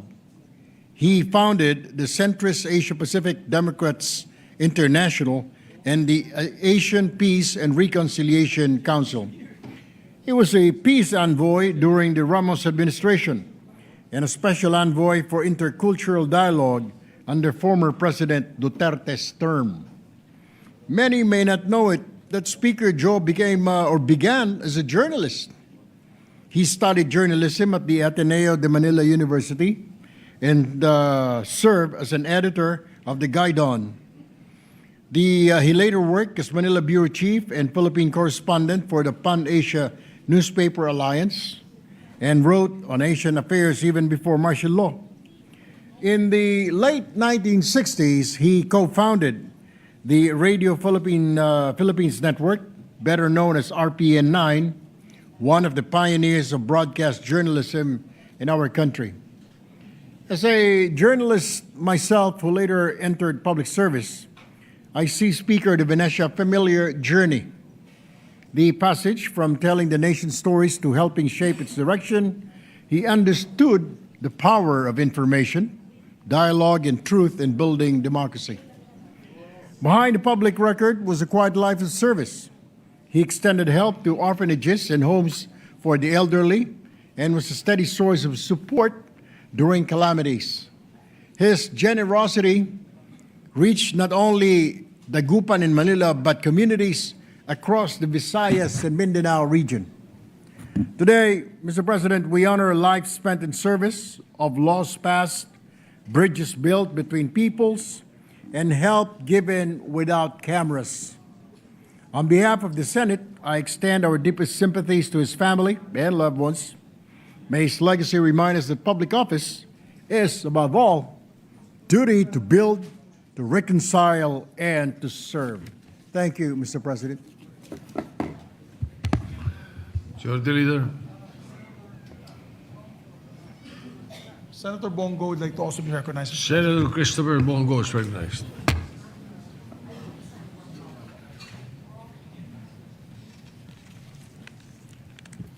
Mr. President, esteemed colleagues, I rise with deep respect to co-sponsor the Senate resolution honoring the life and legacy of former House Speaker Jose de Venecia. I extend my heartfelt sympathy and deepest condolences to his family, loved ones, and friends, lalo na po kay Congresswoman Manay Gina de Venecia, sa aking kaibigan na si Congressman Tof de Venecia, at sa mga anak nito at buong pamilya ng de Venecia. Kaibigan ko po yung mga pamangkin niya way back high school. Former Speaker de Venecia devoted decades of his life to public service, leaving an indelible mark on our nation's political and legislative history. He was a statesman whose name has become known for public service, sound leadership, and unwavering dedication to the Filipino people. Wala pa po ako sa politika, pero ang naalala ko parati pag speaker ay si Speaker de Venecia ang parati nating naririnig. From his early days in public service to his tenure as Speaker of the House, he consistently championed the interests and welfare of the Filipino people. Under his leadership, the House of Representatives was not merely a legislative body, but a beacon of hope and an avenue for progressive change. He served as a special envoy for intercultural dialogue of the DFA during the administration of former President Rodrigo Duterte. Former House Speaker de Venecia served as the founding chairman of the International Conference of Asian Political Parties. During his career, he became instrumental in securing a peace agreement with the MNLF, Moro National Liberation Front in southern Philippines. Mr. President, former Speaker de Venecia was a tireless peacemaker, and his work resulted to various peace agreements and amnesty programs. Aside from being a 5-term Speaker at the House of Representatives, former Speaker de Venecia has been for years a trailblazer for the Filipino people, Asia, and the world. His contributions extended far beyond the confines of our legislative halls. On the international stage, he was a respected diplomat and a visionary leader who understood the importance of building bridges between nations. Parati niya pong binabanggit noon, nung nagkakausap kami, ay ito pong bilang founding chairman po ng International Conference of Asian Political Parties. As we honor the life and legacy of former Speaker de Venecia, let us always remember and be guided by his legacy, a legacy of hope, perseverance, and an unyielding commitment to the welfare of all Filipinos. Thank you, Mr. President, at paalam po, Speaker Jose de Venecia. Majority Leader. Thank you very much, Mr. President. Mr. President, may you also recognize Senator Risa Ontiveros to sponsor Senator the motion. Risa Ontiveros, recognized. Pwede yun, no? Salamat po, Mr. President. Una po, taus-pusong pakikiramay kina Representative Manay Gina de Venecia at sa ating kapwa Arts and Culture Advocate Tof de Venecia. Kasama na po ang mga panalangin at mahigpit na yakap sa kanilang pamilya. Mr. President,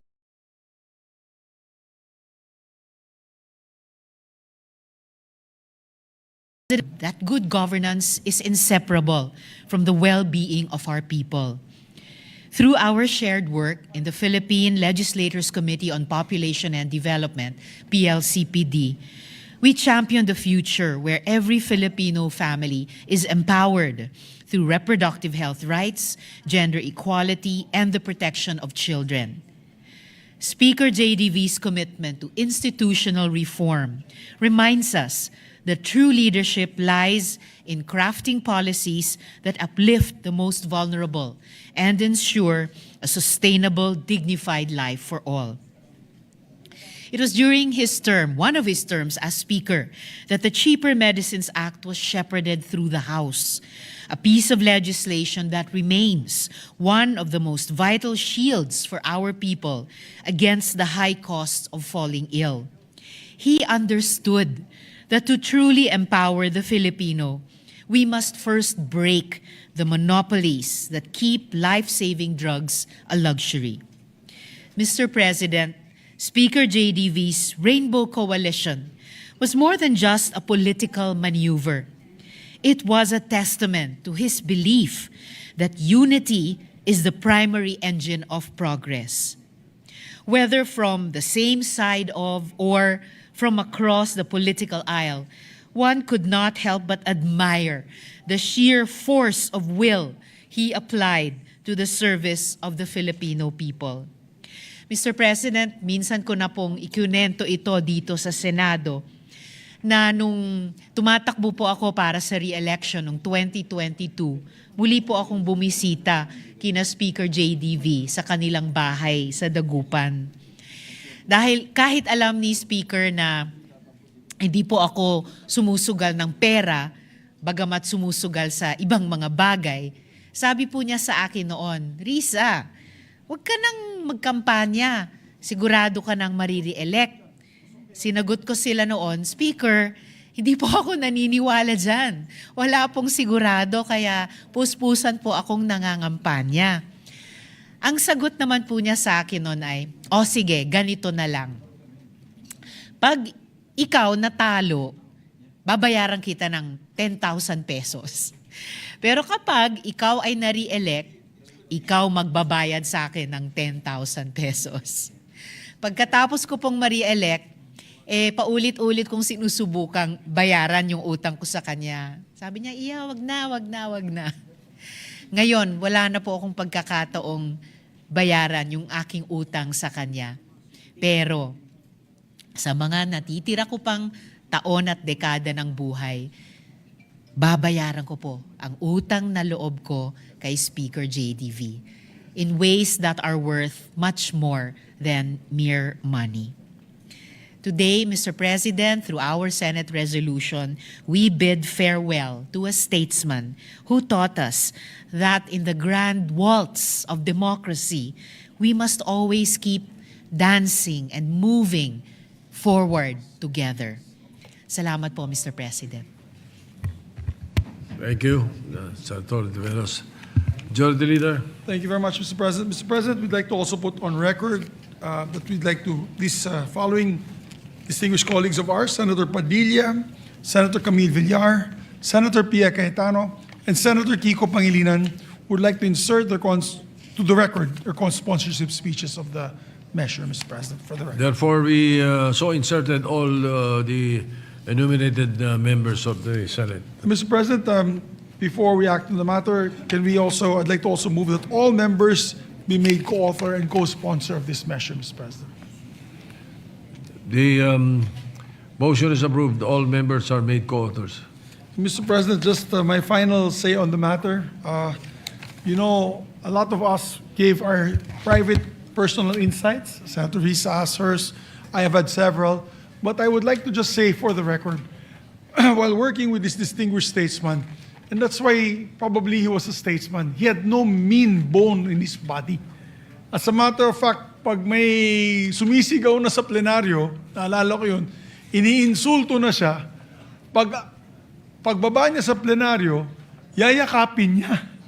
Hindi niya, how do you say, hindi papansinin or isasnabin niya.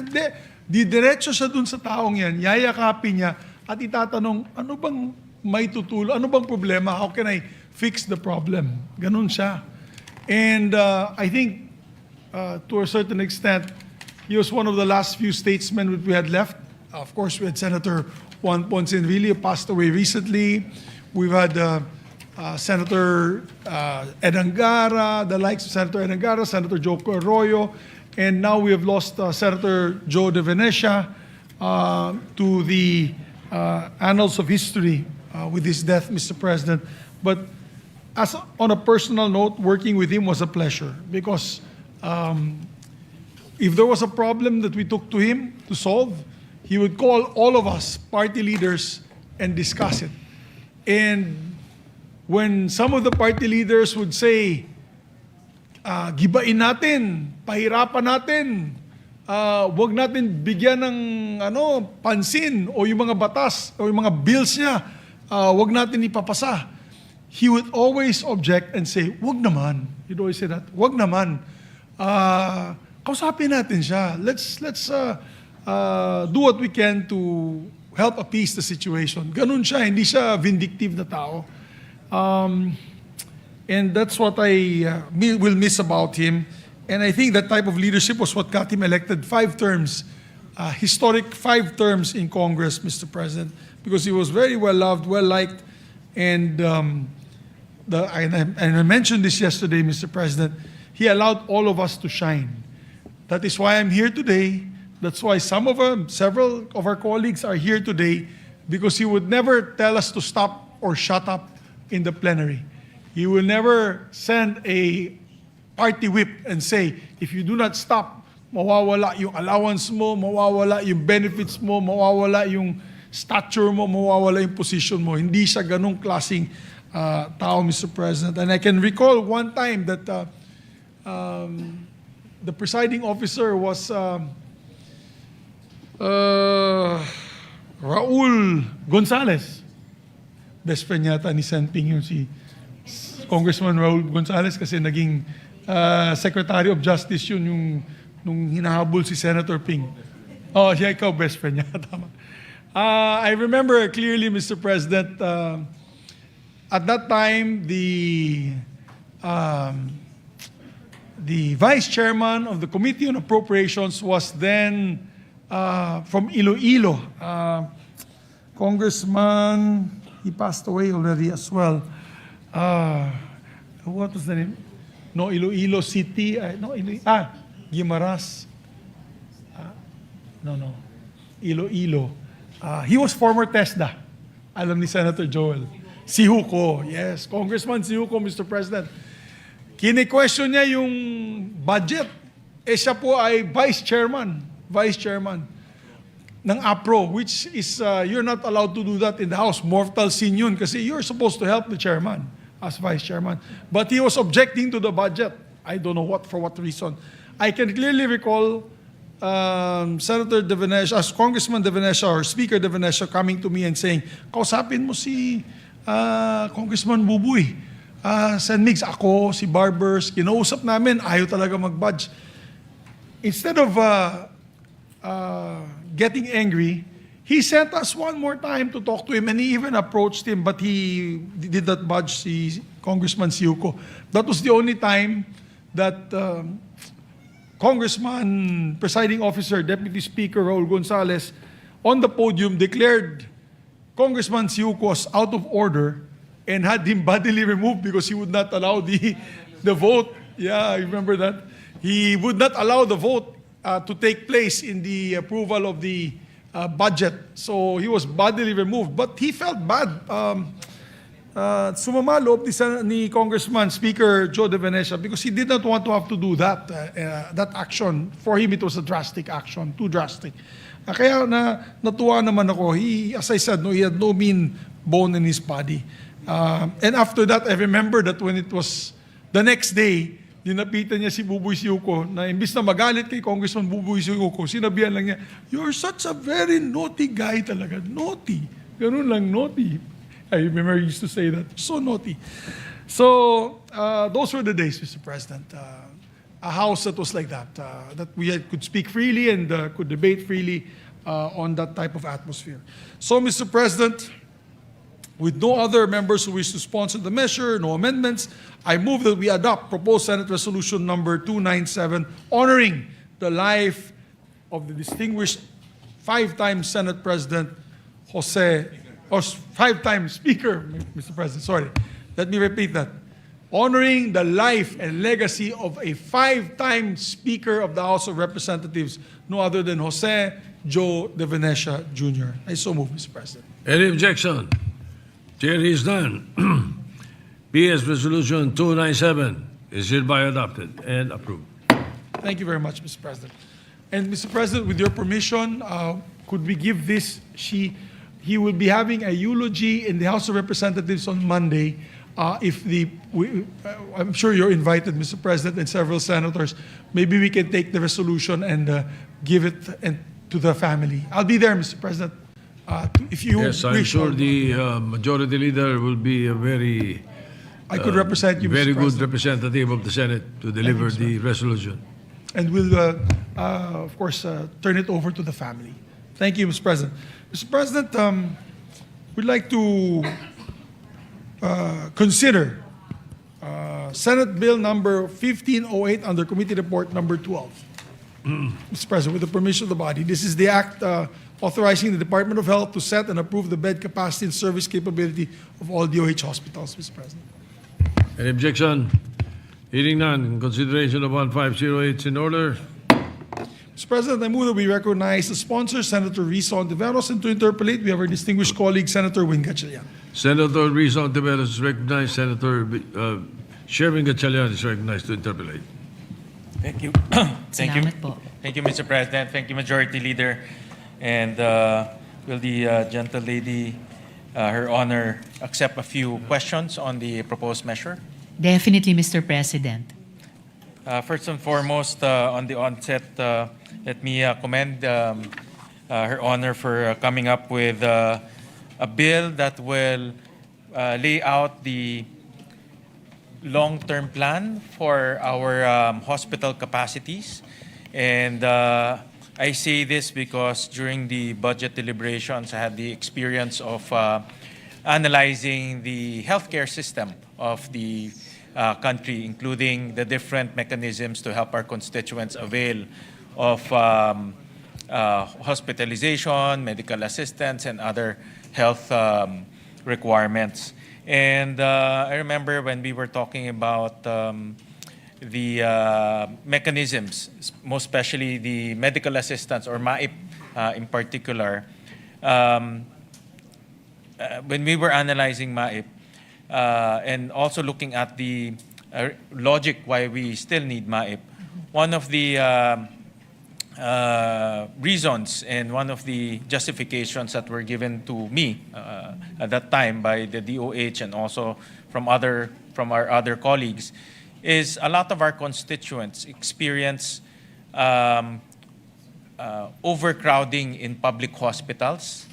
They experience problems in securing beds, securing services.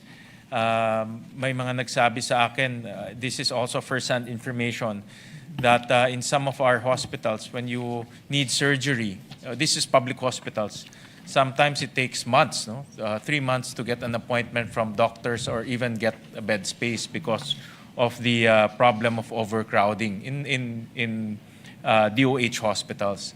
And because of that overcrowding, it also spills over the local government hospitals. So pati yung mga local government hospitals natin also experience overcrowding.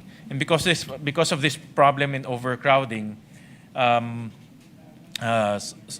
lot of our constituents are forced to take up the pay ward in the public hospitals. And some of them, kung kailangan na talagang magpa-opera or kailangan na magpakita ng specialista, they would transfer to private hospitals. And because of that transfer to private hospitals, many of our constituents would go to politicians, to go to people who have access to the guarantee letters, because the guarantee letters become the parang pangpuno o pangbayad doon sa private hospitals and also to pay wards. And when we were looking at this problem, one of the issues that we need to focus on is the capacity issues. Because if we have the capacity in our government hospitals, then our constituents will not be forced to go to pay wards or to private hospitals, and therefore we will have less requirement for medical assistance or the MAIP. So that's why my view on the healthcare system, we have to look at it from a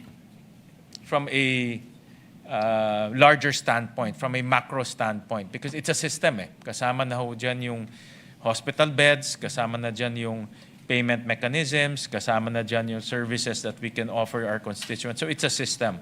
Once one of the facets will be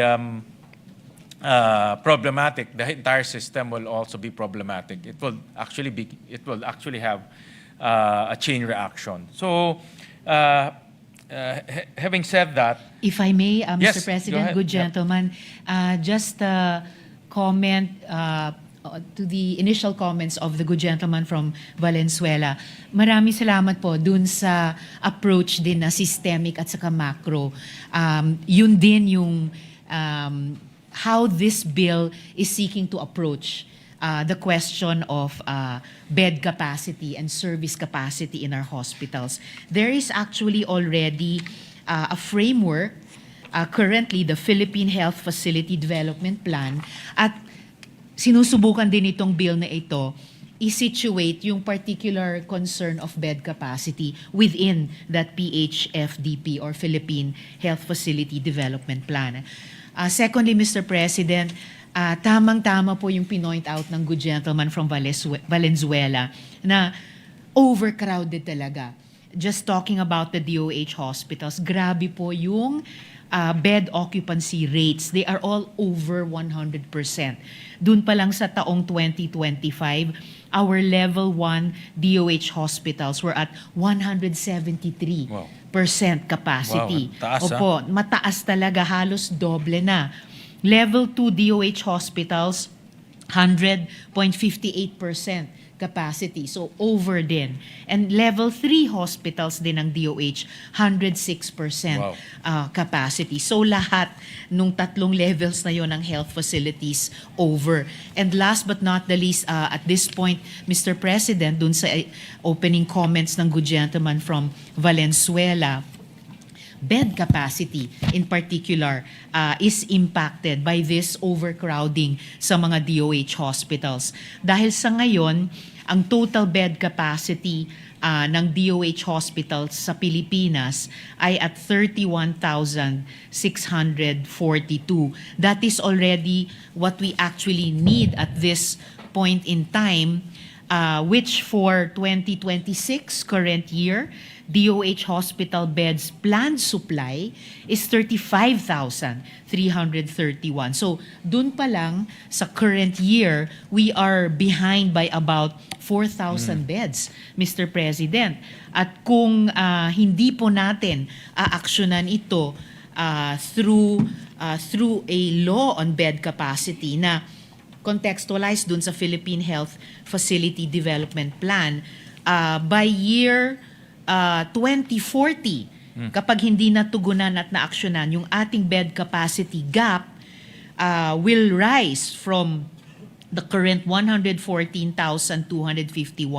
to 188,943 beds, Mr. President. So dagdag kulang na 70,000 beds, Mr. President, by year 2040. yeah, actually, yun yung mga tatanong ko, yung mga basic data, Mr. President. For now, parang nakikita ko the same story with classrooms, Mr. President. Na Actually po, Mr. over the years, President. because hindi nakakapaggawa ang DPWH, kasi DepEd yung budget, but DPWH yung nagko-construct, nagpatong-patong na yung kulang natin.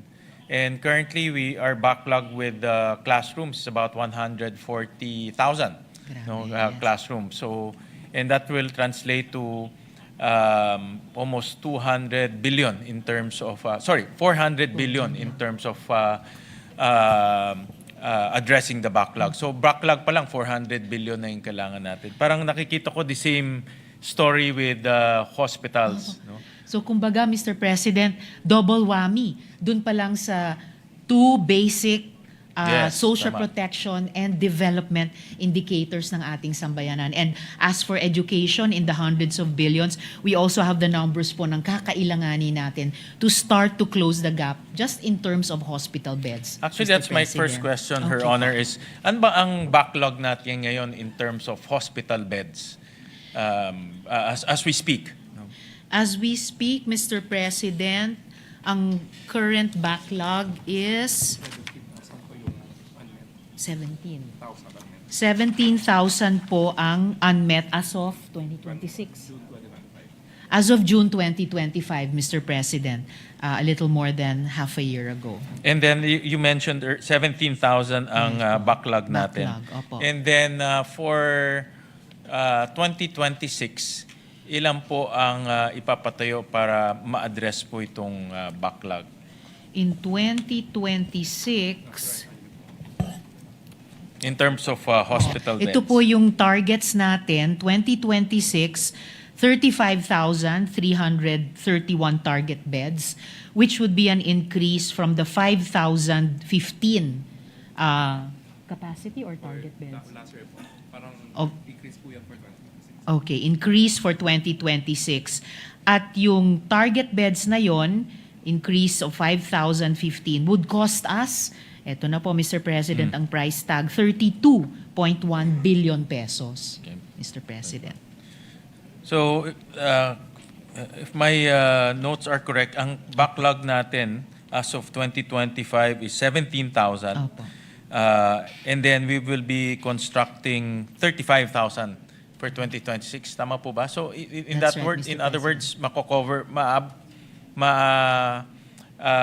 na natin yung 17,000 if ever ma-construct natin this 2026? We would still have a backlog, Mr. President, of about 12,000 kasi ang mai-increase lang as of this year would be 5,015 beds, Okay. Mr. President. Oh, great. So meron pa tayong backlog na 12,000 Opo, Mr. ang President. kukulangin. Yes. And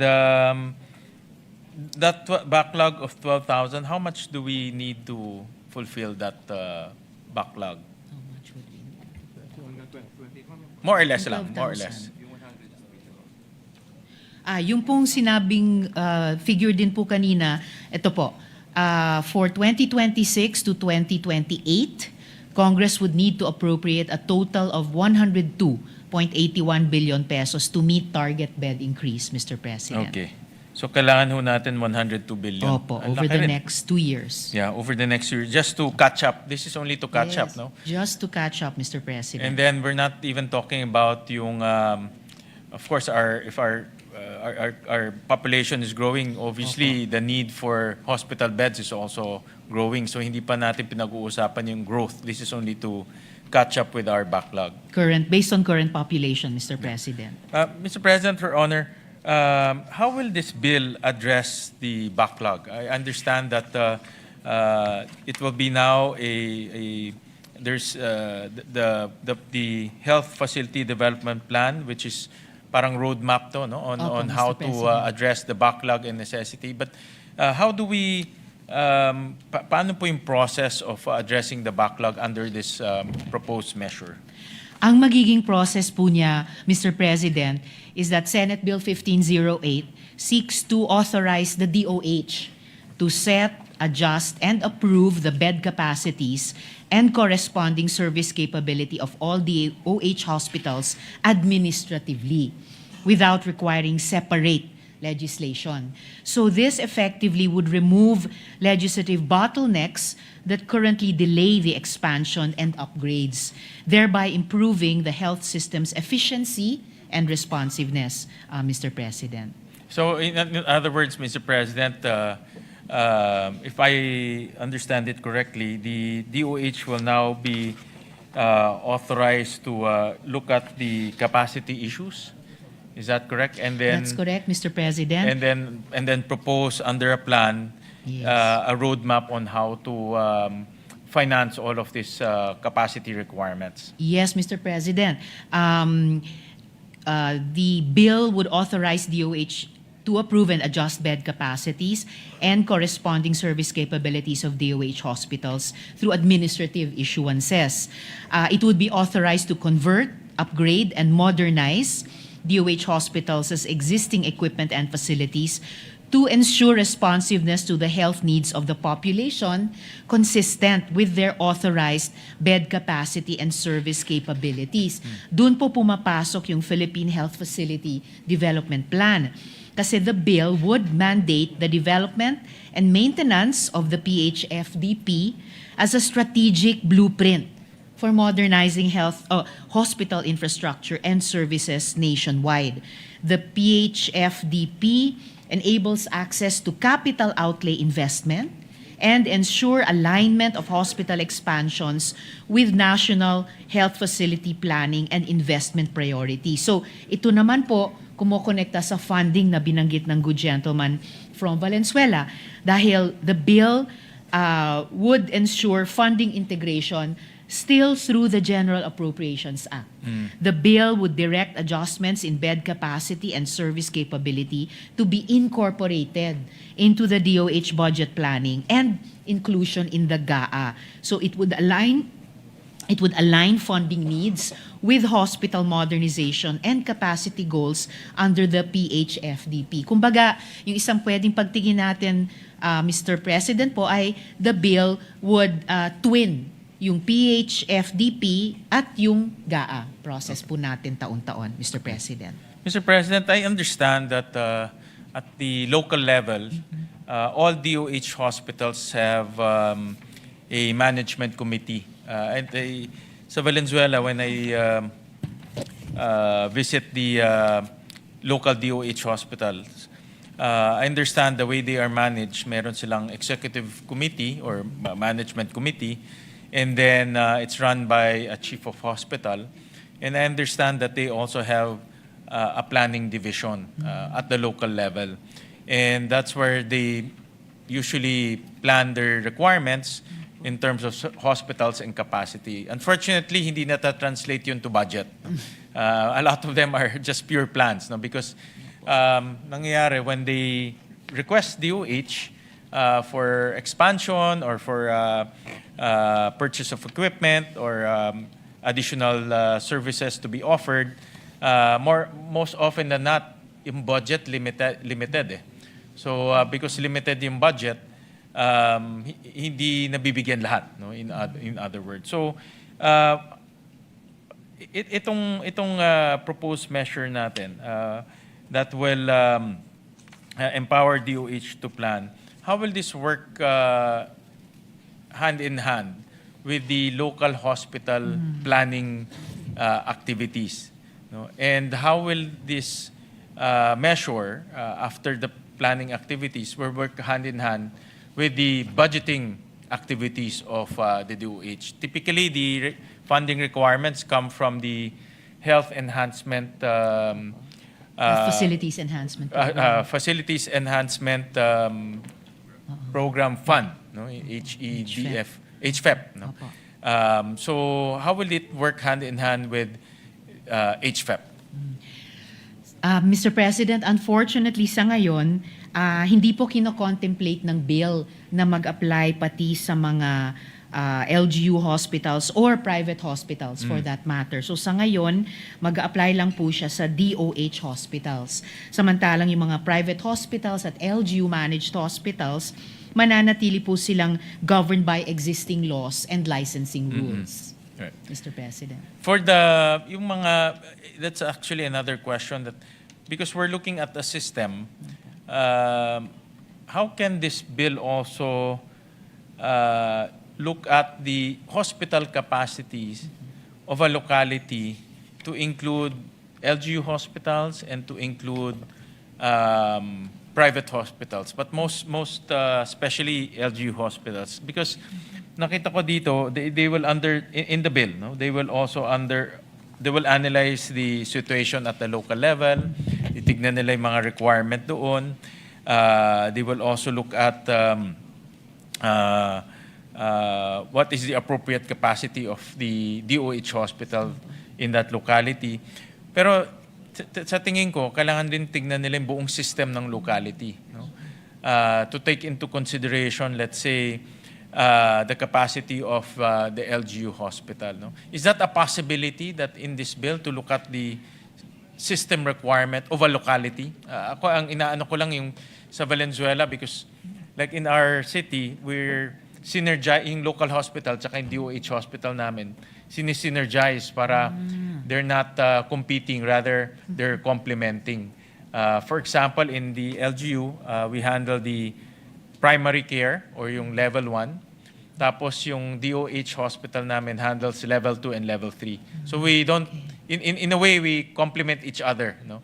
So they don't invest as much in primary care. Kami naman, we invest in primary care. So is that type of arrangement can be, is that an idea that can be incorporated in this bill, that type of arrangement, so that we can look at local system-wide situations? Mukhang, Mr. President, may mga leksyon na matututunan po tayo in terms of the overall implementation of universal healthcare mula sa lungsod ng Valenzuela. It's not yet, as I mentioned earlier, contemplated in this bill, pero tignan natin kung pwede natin i-consider either maging bahagi nitong bill na ito or a companion measure. Dahil buong policy framework naman ang tinatayo natin bukod sa oversight on the implementation of the Universal Healthcare Law. In relation to that po, Mr. President, I think the important point na binibring up ng good gentleman from Valenzuela ay pwede rin po nating i-take up dun sa Congressional Oversight Committee on the UHC law. Particularly yung hina-highlight nila na dapat complementation between DOH health facilities and LGU plus private health facilities sa kabuuang service delivery network, pati ng bawat lungsod. Sa ngayon po kasi, under the Universal Healthcare Law, there's some kind of integration, at least up to the provincial level. Kaya may eyes on the ground ang DOH, for example, na of our 82 provinces, Mr. President, 36 ay walang DOH hospitals. So, and sigurado kung walang DOH hospital sa 36 provinces, kailangan pa tayong deeper dive. So, ilan ang kulang na bed capacity doon? And then we could also look, are there LGU hospitals in those provinces? May complementarity ba with other health facilities in the absence of a DOH provincial hospital?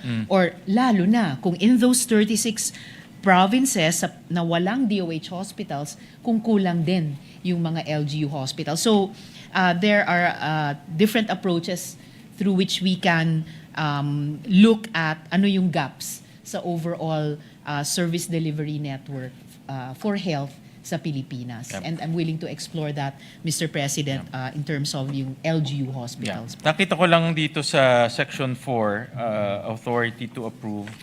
And then in page 2, line 1, it says here, taking into consideration the hospital's development plan, catchment population. So when you say catchment population, you're talking about yung local scenario or your local demographics.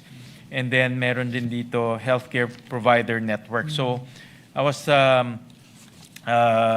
chain of thought ko dito, all of these are related to the available capacities at the local level. No? And when I say available capacity, that includes local government hospitals and also private hospitals. But more so local government because gobyerno rin sila. A lot of our local governments are also practicing zero balance billing. Ngayon, padami na ng padami. And that's why it has to I'm looking at a government hospital system integration. No? So nakikita ko na there's a potential to look at the local government system, local hospital system at mapasok natin dito so that holistic yung pagtitingin ng capacities. Mr. President, ngayon pa lang aligned na yung line of questioning or line of thought ng good gentleman from Valenzuela dun sa pinag-uusapan natin kaninang Philippine Health Facility Development Plan. Dahil dun po sa plano nila na National Development Plan for all types of health facilities to achieve UHC. Kaya pwede nga nating tignan yon dun sa Congressional Oversight Committee. Diyan sa PHFDP, under public sector, meron talaga siyang category of LGU-owned, including primary care facilities at saka LGU hospitals. Na dun sa kabuang PHFDP, pasok siya sa Provincial Health Facility Development Plan at Local Investment Plan for Health, Mr. President. Okay. So ano talaga, under this PHFDP, Opo. the local government capacities will also be taken into consideration. Yes, Mr. President. But of course, in terms of investment and funding, iba naman, I would assume iba yung approach because local government hospitals will have local governments funding the capacities, and obviously national funding will go to the DOH hospitals. No? Yeah, but in terms of system, Yes. napag-aaralan yung system. Yeah. Opo, Mr. President. Ang kagandahan siguro ng pagkakaroon ng executive ng plano tulad ng PHFDP, tapos tayo naman dito sa legislature na tinatayo natin progressively yung health enhancing na policy framework ay dahil UHC system ay isa sa mga pillars nun, yung health financing, health insurance, we can really examine how habang nag-evolve yung implementation natin ng universal healthcare, kung paano din efficiently at effectively na mobilize yung iba't ibang resources at paano pwedeng mag-complement itong mga resources na ito sa isa't isa to achieve yung health goals natin. So is it Mr. correct to President. say, Her Honor, that with this bill under Section 5, yung Philippine Health Facilities Development Plan, we will now have a concrete roadmap, including budgetary requirements, take into consideration the system requirements. Magkakaroon tayo ng roadmap in terms of funding. Yes, Mr. President, kasama na po yun. Yeah. And then, meron na bang preliminary assessment ang DOH in terms of with our present allocation in HFEP? Kasi ang HFEP natin ngayon is about 22 billion. Assessment ang DOH in terms of with our present allocation in HFEP. Kasi ang HFEP natin ngayon is about 22 billion. About 22 billion. How long will it take in order to at least fulfill the backlog? Meron ba silang, have they ran simulations to that effect? Hindi lang, 2040? Wala pa. Okay. Wala pa.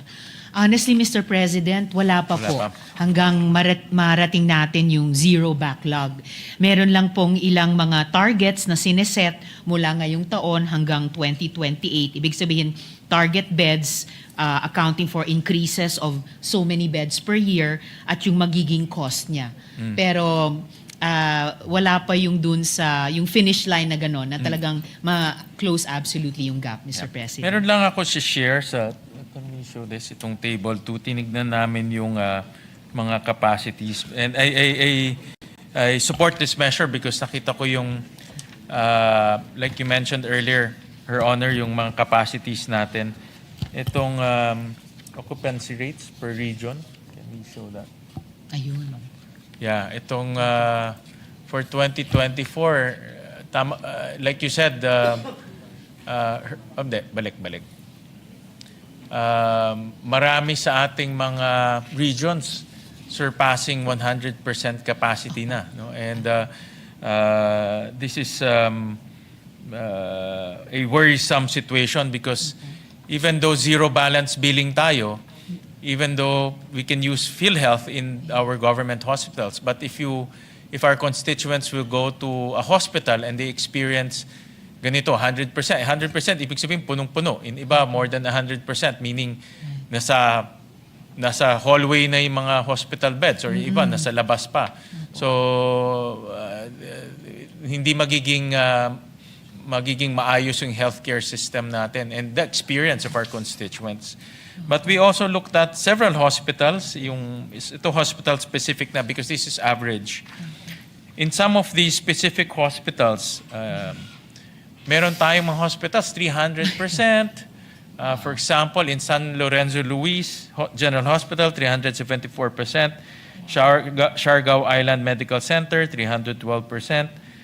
Johnny Villanueva General Hospital, this is in Bukawi. I believe si Senator Joel ang nag-push para mapatayo itong hospital, 242%, and so on. Itong Margo sa Tubig Regional Hospital, 205%. So ibig sabihin,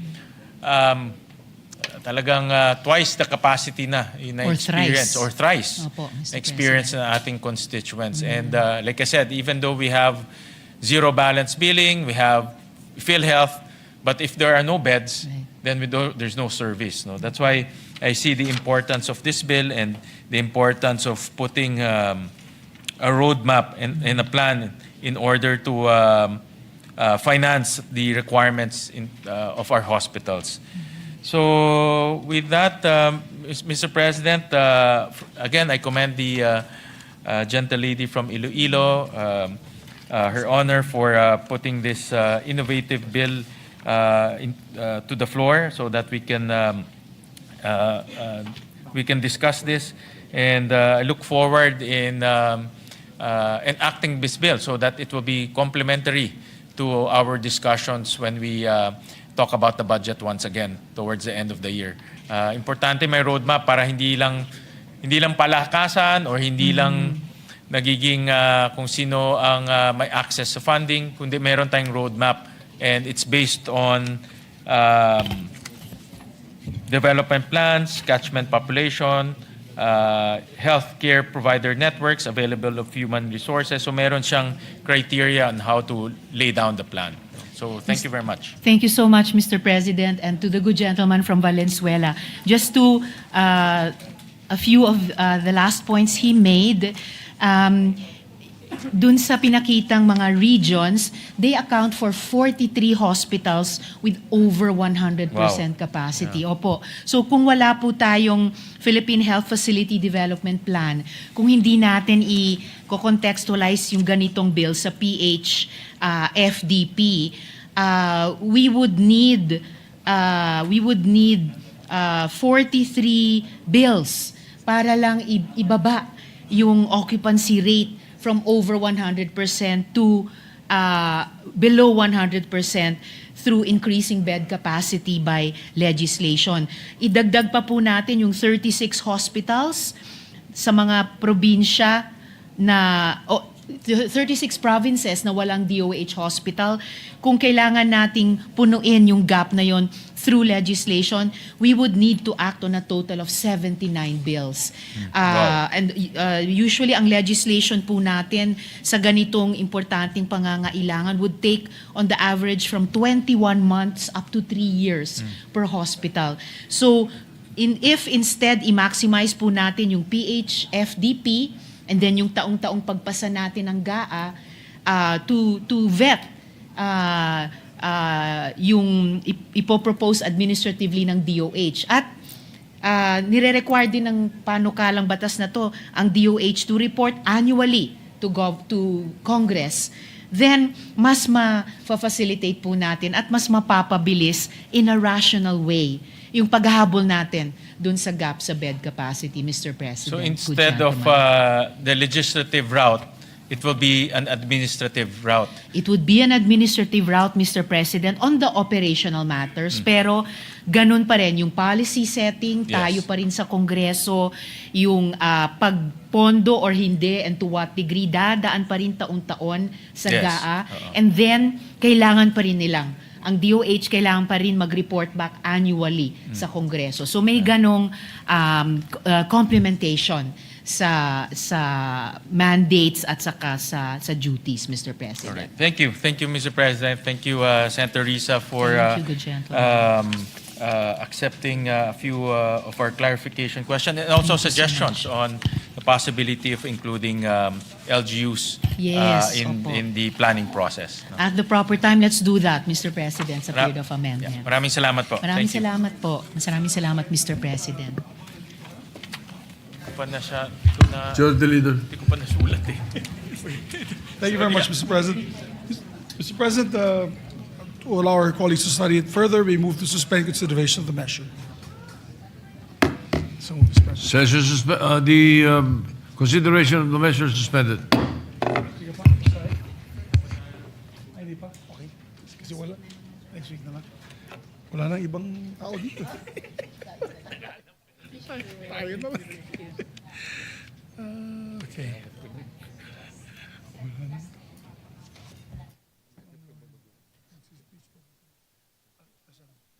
Si Ma'am Noy,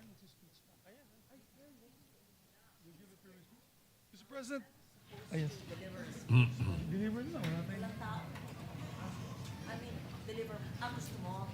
Yeah, or else we'll adjourn. Yeah. Is it important? If it's important, we can do it. It's on the economy. Yes, it was pending since last week. You have the floor. I'll give you the floor. Sure.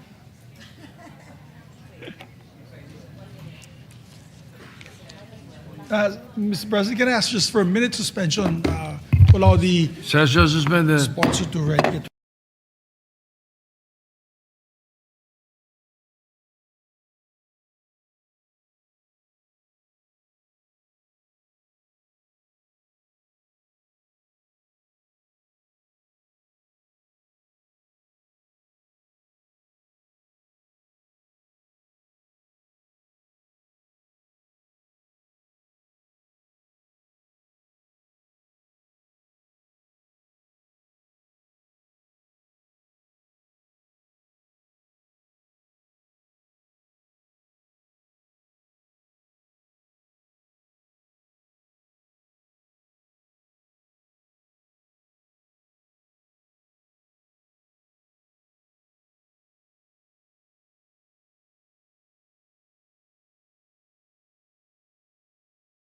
Mr. President, I move that we recognize our distinguished colleague, Senator Lauren Legarda, to avail of the privilege hour, Mr. President. Senator Lonnie Legarda is recognized.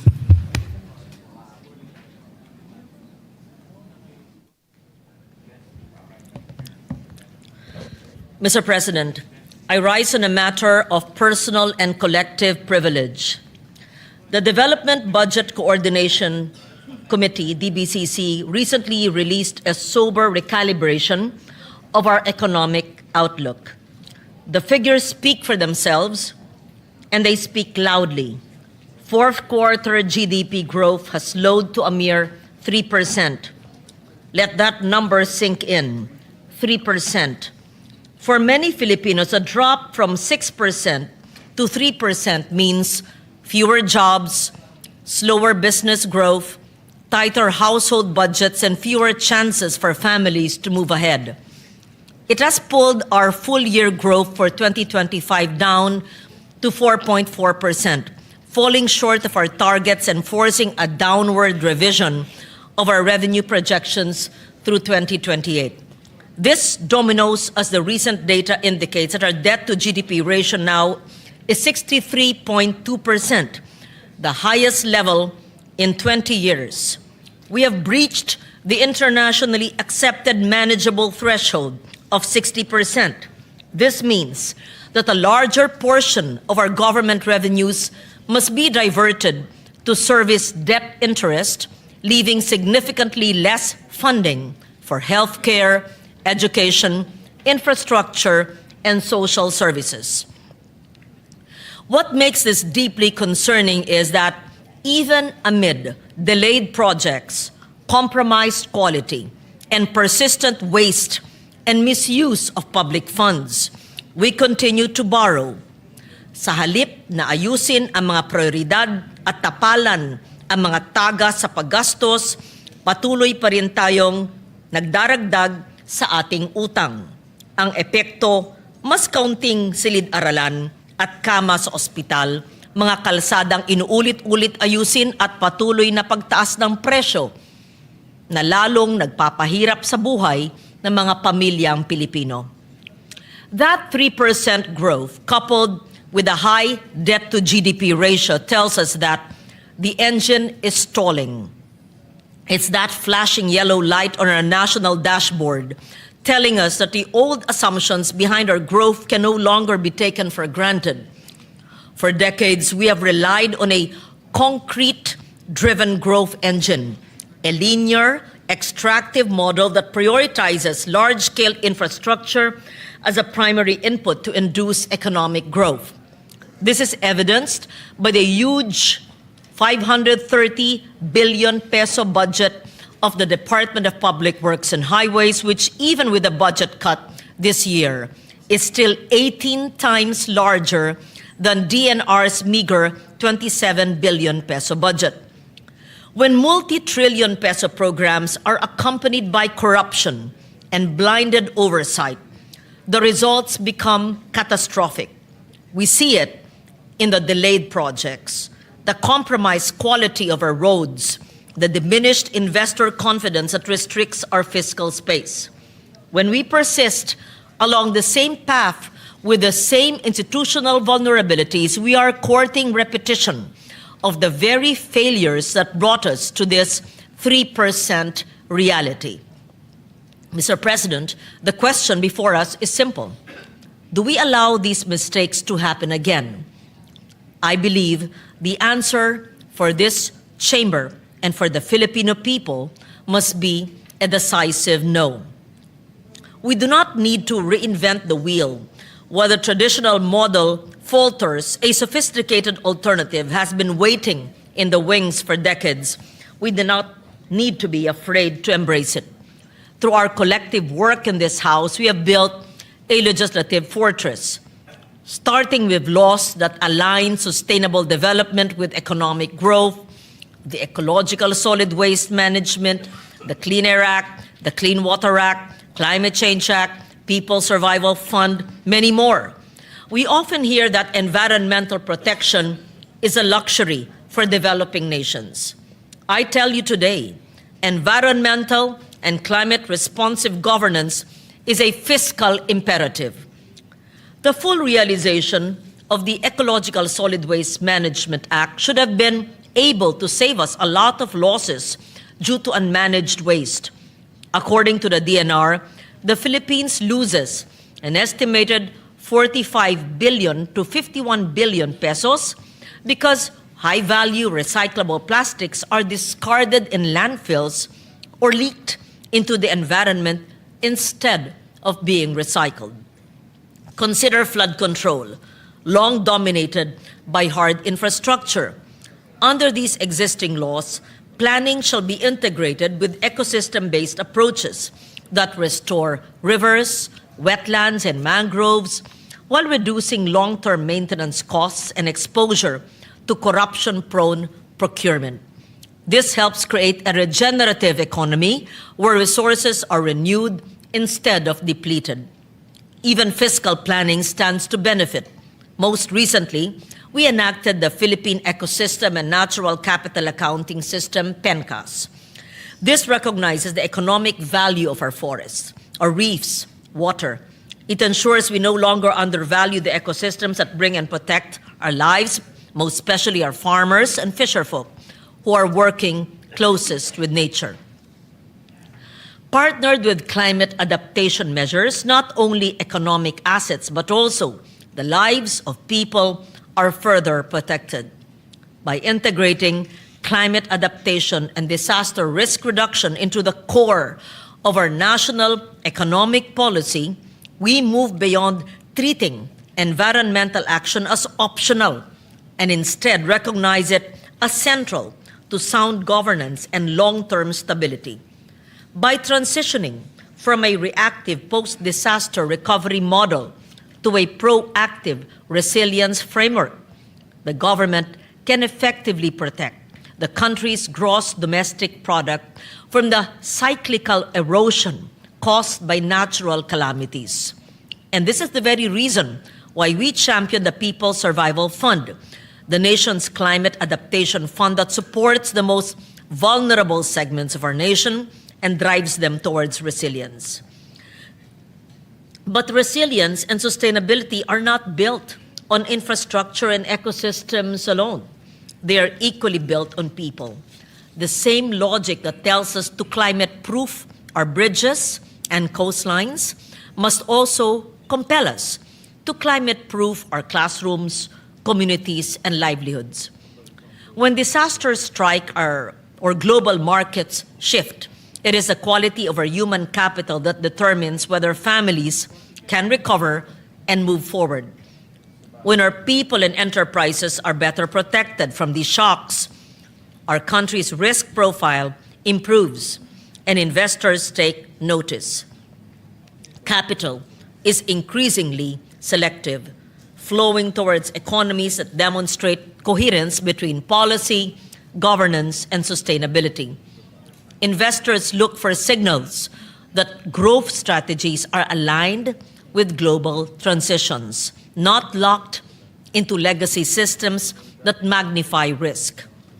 The Philippines is positioned to meet this demand if we continue investing in our human capital. The recent wake-up call from EDCOM 2 report emphasizes that economic planning and education reform must move in tandem. Unless we invest in human growth, our progress will remain uneven and fragile. Education is intrinsically linked to labor and the development of a strong, competitive workforce. This is why we have been instrumental in passing the Universal Access to Quality Tertiary Education and the UNIFAS Act to ensure that the public stays in public service by making college accessible to all.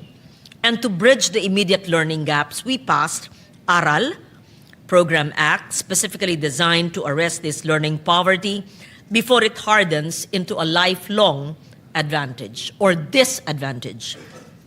We are creating a system where a skilled worker can upskill and reskill, ensuring that no Filipino is left behind by the breakneck speed of global change. This investment in human capital is the prerequisite for the Philippine Innovation Act and the Philippine Creative Industries Development Act. These laws represent a strategic shift in our economic policy, moving the Philippines away from a reliance on traditional, low-productivity sectors towards a high-value, knowledge-based economy. By institutionalizing support for so-called intangible assets, such as ideas, talent, and technology, we create a framework where growth is driven by productivity and ingenuity, not just by consumption and labor. Circling back to green and sustainable transition, it is not merely an environmental elective. It is a robust engine for employment. The International Labor Organization estimates that achieving the goals of the Paris Agreement could create a net gain of 18 to 24 million jobs by year 2030. The Philippine Green Jobs Act serves as our landmark legislation to capture this growth. I don't see it being implemented though. By offering fiscal incentives and tax deductions to enterprises that generate green jobs or employment that restores and preserves our environment, we strategically future-proof the Filipino workforce. Through green startups empowered by the Magna Carta for Micro, Small, and Medium Enterprises, the Barangay Livelihood and Skills Training Act, we position innovation as a practical tool for reform. We move ideas from research to deployment, generating jobs that are not just work, but are actual contributions to our national resilience. That 3% growth figure should not be read solely as a retreat from ambition. It must be understood as a trigger to recalibrate. We must choose. Do we double down on old school expansion that scars our environment and leaves our growth anemic? Or do we fully activate the greener, more resilient blueprint that we have already spent decades codifying into law? We already know the direction that we must take, Mr. President. Nariyan na po ang mga batas at mga alituntunin upang maituwid ang landas ng ating bansa. What is now being asked of us is the political will and collective courage to implement them, and to implement them correctly this time around. Let us be bold and ambitious once more. Let us build a climate and environment responsive economy that keeps our farms productive, that protects our seas, that secures our cities against the growing threats of disaster and climate instability. Let us strengthen a human capital agenda anchored on quality education, aggressive upskilling and reskilling, and a robust social protection system so that Filipino families can stand resilience against disasters, economic disruptions, and global market shocks.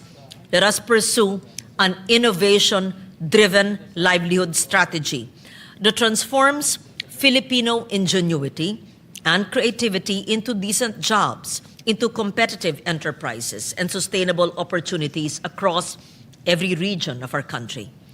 This is ultimately a choice between a fragile economy that appears strong on paper but fractures at the first sign of crisis, and a resilient economy that invests deliberately in nature, in Filipino talent, in livelihoods that are capable not only of surviving but of thriving.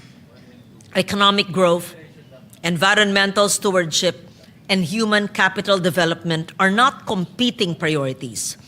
They form a stronger, more coherent, and more future-ready development strategy. Let us maximize the tools that already exist within our laws, our institutions, and most importantly, within our people, to prove that Philippine growth can be credible, accountable, inclusive, and prepared for the challenges of our time. Maraming salamat. Isang lunti ang Pilipinas sa ating lahat. Majority Leader.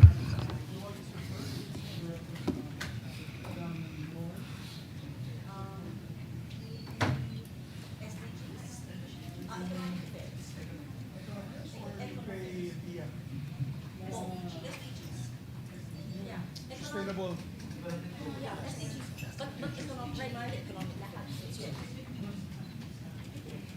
I think economic affairs, this is the 3% recalibration. It's not a matter of personal, whoever, but bagay economic affairs. Thank you, Mr. President. Yes, Mr. President, we'd like to refer the speech of the lady senator to the Committee on Economic Affairs as the primary committee, and the secondary committee will be the Committee on Sustainable Development Goals. So moved, Mr. President. Any objection? Chair hears none. So referred. No member on the Foreign Affairs? Wala pa? Foreign Relations? Yes, we were awaiting the nominee of the Good Minority Floor Leader for the extra additional member for the Committee on Foreign Relations, Mr. President.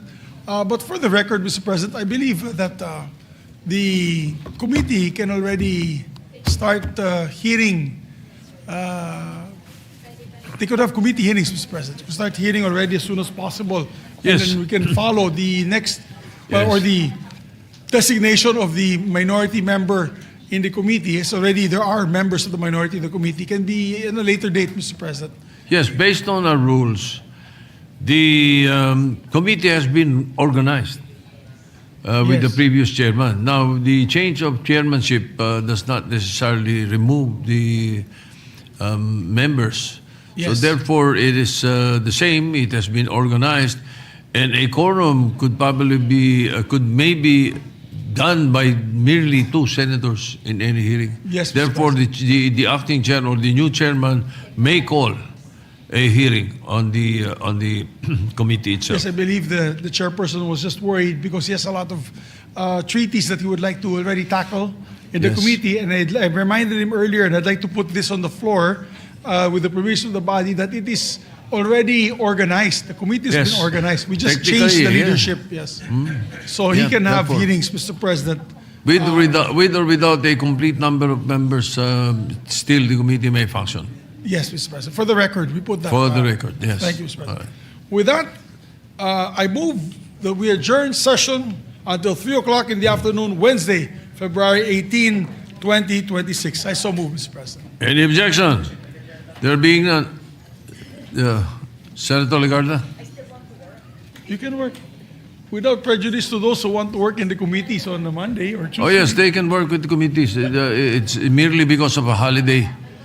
Yes. Because of a holiday on Tuesday. Before I do that, I would like to withdraw my motion, Mr. President. I just move to approve the reading of the journal and approval of the minutes of the previous. You're dispensing with the reading of the journal Yes, the and moving to dispensing. approval? And its approval, yes, Mr. President. Yes. Any objection? 44th. Hearing none. The reading of the journals dispensed with, and it is approved. Yes, and people will be wondering why we're adjourning till Wednesdays, because we'll be working until Thursday. So instead of Monday session, and there's no work on Tuesday, we'll come in on Wednesday and just suspend for Thursday, Mr. President. All right. All right. Therefore, So- I move, Mr. President, that we adjourn on session until 3 o'clock in the afternoon of Wednesday, February 18, 2026. Any objection? Hearing none, the session is adjourned until 3 o'clock in the afternoon of Wednesday, February 18, 2026. Advance Happy Valentine's, Mr. President.